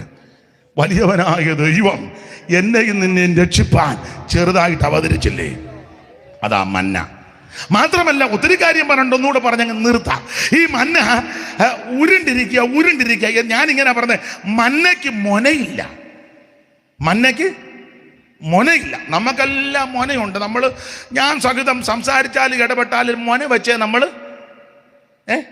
പറയും, ആ തള്ളയോട് മിണ്ടരുത്, അവർ മൊന വെച്ച് വർത്താനം പറയുന്ന തള്ളയാ. അതാ നമുക്കെല്ലാം മൊനയാ. പിന്നെ എല്ലാവർക്കും മൊനയാ. എന്നാൽ മന്നയ്ക്ക് ഒരു മൊനയില്ല. ഉരുണ്ടിരിക്കുക എന്ന് പറഞ്ഞാൽ മേളിൽ നിന്ന് താഴോട്ട് നോക്കിയാലും മൊനയില്ല, താഴേന്ന് മേളിലോട്ട് നോക്കിയാലും. പണ്ട് ഈ കളിക്കാനൊരു കല്ലുവെട്ടെന്ന് ഞങ്ങളുടെ അവിടെ പറയും, ഇവിടെ എന്താ ഗോലിയോ, കല്ലുവെട്ട്. അതിനകത്ത് നക്ഷത്രം പോലൊക്കെ കാണും. ഗോലി എന്നൊക്കെയാ ഇല്ലേ, മോട്ടക്കടിയൊക്കെ. ഞങ്ങൾ എൻ്റെ മോട്ടയ്ക്ക് ഒത്തിരി അടി കിട്ടി, ഞാനും കൊടുത്തിട്ടുണ്ട്. കല്ലുവെട്ടെന്ന് പറയും, കല്ലുവെട്ട്. നിങ്ങൾ ആ കല്ലുവെട്ടെടുത്ത് നോക്കിയാൽ മൊനയൊന്നുമില്ലല്ലോ. മേളിൽ നിന്ന് നോക്കിയാലും കീഴേ നിന്ന് മേളിലോട്ട് നോക്കിയാലും സൈഡിൽ നിന്ന് നോക്കിയാലും ഏത് വശത്ത് നോക്കിയാലും മൊനയുണ്ടോ? ഇതുപോലെ ആ മന്ന ഒരു മൊനയില്ല എന്ന് പറഞ്ഞാൽ യേശു ക്രിസ്തുവിൻ്റെ നിഷ്പാപത്തെ കാണിക്കുന്നതാ. 6 കോടതി മാറി വിസ്തരിച്ചിട്ട് ഒരു മൊനയും കണ്ടില്ല. പീലാത്തോസ് വെള്ളമെടുത്ത് കൈ കഴുകിച്ച് പറഞ്ഞു, ഒരു കുറ്റവുമില്ലാത്ത നീതിമാനാ. ക്രൂശി കിടന്ന ദുഷ്പ്രവർത്തിക്കാരിൽ ഒരുത്തൻ മറ്റവൻ പഠിച്ചപ്പം പറഞ്ഞു, നീ ഞങ്ങളെ കൂടെ രക്ഷിക്കണോ എന്നൊക്കെ പറഞ്ഞപ്പോൾ അവൻ പറഞ്ഞു, ഉണ്ടാതിരിക്കടാ മുടിഞ്ഞോനെ. അങ്ങനെ എഴുതിയിട്ടില്ലെങ്കിലും ആശയം അതാ, ഉണ്ടാതിരിക്കട, ആണി കയറിയിട്ട് നീ ഒതുങ്ങുന്നില്ലല്ലോ, ഇല്ലേ? അതല്ലേ പറഞ്ഞ എൻ്റെ അർത്ഥം. ആണി കയറിയിട്ട് നീ കോവിഡ് വന്നിട്ട് ഒതുങ്ങിയോ? ഇല്ല. വെള്ളപ്പൊക്കം പണ്ട് വന്ന് ഒതുങ്ങിയോ? ഇല്ല. ഒതുങ്ങുകയല്ല. സ്തോത്രം. ഇനിയും വരുന്നുണ്ട് കോടാലി. വരട്ടെ, എനിക്കും 2 കിട്ടും, എന്നാലും നിനക്കിട്ട് കിട്ടുമല്ലതാ. അങ്ങനെയും അങ്ങ് ഒതുങ്ങ. കൂശിക്കിടന്ന് ഒരുത്തൻ പറഞ്ഞു, മിണ്ടാതിരിക്കടാ നാശം പിടിച്ചവനെ, എടാ നമ്മൾ തെറ്റ് ചെയ്തിട്ടാ ഈ ആണിയെ തൂങ്ങിക്കിടക്കുന്നത്. ഈ നീതിമാൻ ഒരു തെറ്റും ചെയ്തിട്ടില്ല. പീലാത്തോസ് പറഞ്ഞു നീതിമാൻ. അവന്റെ ഭാര്യയ്ക്ക് സ്വപ്ന ദർശനം ഉണ്ടായിട്ട് പറഞ്ഞു, പിന്നെ എല്ലാവരെയും നിങ്ങൾ വിധിക്കുന്നത് പോലെ ആ നീതിമാന് ദോഷമായിട്ടൊന്നും ചെയ്തേക്കരുത്. അയ്യോ, നമ്മുടെ കർത്താവിന്റെ തിരുമരണ സമയത്ത് അവൻ അവിടുന്ന് ക്രൂശിൽ കിടക്കുക, ഇരുമ്പാണുകളിൽ തൂങ്ങപ്പെട്ടവനായി, മുൾക്കിരീടധാരിയായി, മുഖത്തെ രോമമെല്ലാം പിടിതെടുക്കപ്പെട്ടവനായി, മുതക ഉടവയാൽ പോലെ നീളത്തിൽ കീറപ്പെട്ടവനായി, കുന്തം കൊണ്ട് വിലാപ്പുറത്ത് കുത്ത് ഏറ്റവനായി. Praise the Lord. ആമേൻ. സ്തോത്രം, സ്തോത്രം, സ്തോത്രം. അവിടുന്ന് നമുക്ക് വേണ്ടി പങ്കപ്പാട് സഹിച്ചവനായി ക്രൂശിൽ കിടക്കുക. അവിടുത്തെ തിരുമരണ സമയത്ത് 6 മണി നേരം മുതൽ 9 മണി നേരം വരെ ദേശത്ത് കൂരിരുട്ടുണ്ടായി. ഭൂമി കുലുങ്ങി, കല്ലറകൾ തുറന്നു. ചിലരൊക്കെ പ്രത്യക്ഷപ്പെട്ടു. യെരൂശലേം ദേവാലയത്തിന്റെ തിരശ്ശീല മുകളിൽ നിന്ന് 2ആയിട്ട് താഴോട്ട് ചീന്തി. ആമൻ ഇങ്ങനെ വല്ലാത്ത ഒരു അന്തരീക്ഷം, ദൈവത്തിന്റെ മഹത്വം. ആമൻ സൂര്യനും കണ്ണടച്ച് ഇരുട്ട്, കൂരിരുട്ട് വ്യാപിച്ചു. എന്തിനേറെ അഖിലാണ്ടങ്ങളുടെ ഉടയവനാകുന്ന സർവജ്ഞനാകിയ ദൈവം, സൂര്യനെയും ചന്ദ്രനെയും നക്ഷത്രങ്ങളെ നിർമ്മിച്ചവൻ, ഈ ഭൂലോകത്തെ ഒരു വാക്കുകൊണ്ട് ചമച്ചവൻ, ഉണ്ടാകട്ടെ എന്ന വാക്കിൽ സകലത ഉളവാക്കിയവൻ, ഇതാ ക്രൂശിന്മേൽ തൂങ്ങപ്പെട്ട് കിടക്കുന്നു. എന്തിന്? എന്നെയും നിന്നെയും പാപം പരിഹരിക്കുവാൻ, എന്നെയും നിന്നെയും രക്ഷിക്കുവാൻ, എന്നെയും നിന്നെയും വിടുവിക്കുവാൻ അവിടുന്ന് ക്രൂശിൽ തൂങ്ങിക്കിടക്കുക. ഈ സന്ദർഭത്തിൽ ആമേൻ വഴി നടന്നു പോയവർ പറയുക, അയ്യോ, വാസ്തവമായിട്ട് ഇവൻ നീതിമാനാ, ഊനമില്ലാത്തവൻ, പാപമില്ലാത്തവൻ, പാപം ചെയ്യാത്തവൻ, പാപമേച്ചാത്തവൻ, പാപമറിയാത്തവൻ, പാപമില്ലാത്ത പരമവിശുദ്ധനായ ക്രിസ്തു. ഇന്ന് രാത്രി നീ കാൽവരി ക്രൂശിലേക്ക് നോക്ക്. നിനക്ക് വേണ്ടി ഒരുവൻ യാഗമായി തീരുക. ഇന്ന് രാത്രി ആണികളാൽ തൂങ്ങപ്പെട്ട് കിടക്കുന്നവനെ ദർശിക്ക്. നീ നശിച്ചു പോകാതിരിക്കാൻ അവനെ ചുംബിക്ക്. ഇന്ന് രാത്രി നിനക്ക് രക്ഷയാ. ഓ സ്തോത്രം, സ്തോത്രം. മനത്തോടെ മരത്തിൽ തൂങ്ങിയ മനുവേല ദൈവജാ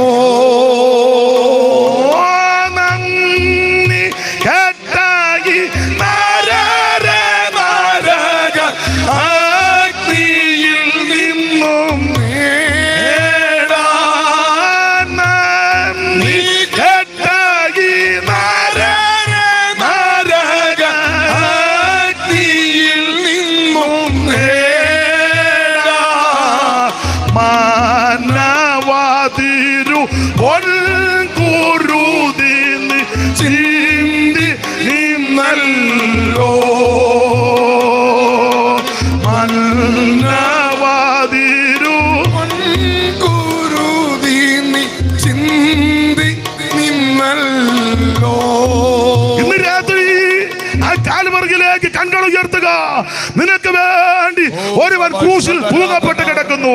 നിനക്ക് വേണ്ടി ഒരുത്തൻ രക്തം ചിന്തി കിടക്കുന്നു. നിനക്ക് വേണ്ടി ഒരുവൻ യാഗമായി തീർന്നു. ഇന്ന് രാത്രി സ്നേഹിത, സുഹൃത്ത്, മാതാവ്, പിതാവ്, നീ നശിച്ചു പോകാതിരിക്കാൻ അവിടുത്തെ ചുംബിപ്പീൻ. ഊനമില്ലാത്ത, പാപമില്ലാത്ത, അകൃത്യമില്ലാത്ത, കളങ്കമില്ലാത്ത യേശുവിനെ ചുംബിക്ക. ഇന്ന് രാത്രി നിനക്ക് നിന്റെ കുടുംബത്തിന് രക്ഷയാ. മറ്റൊരുത്തനും രക്ഷയില്ല.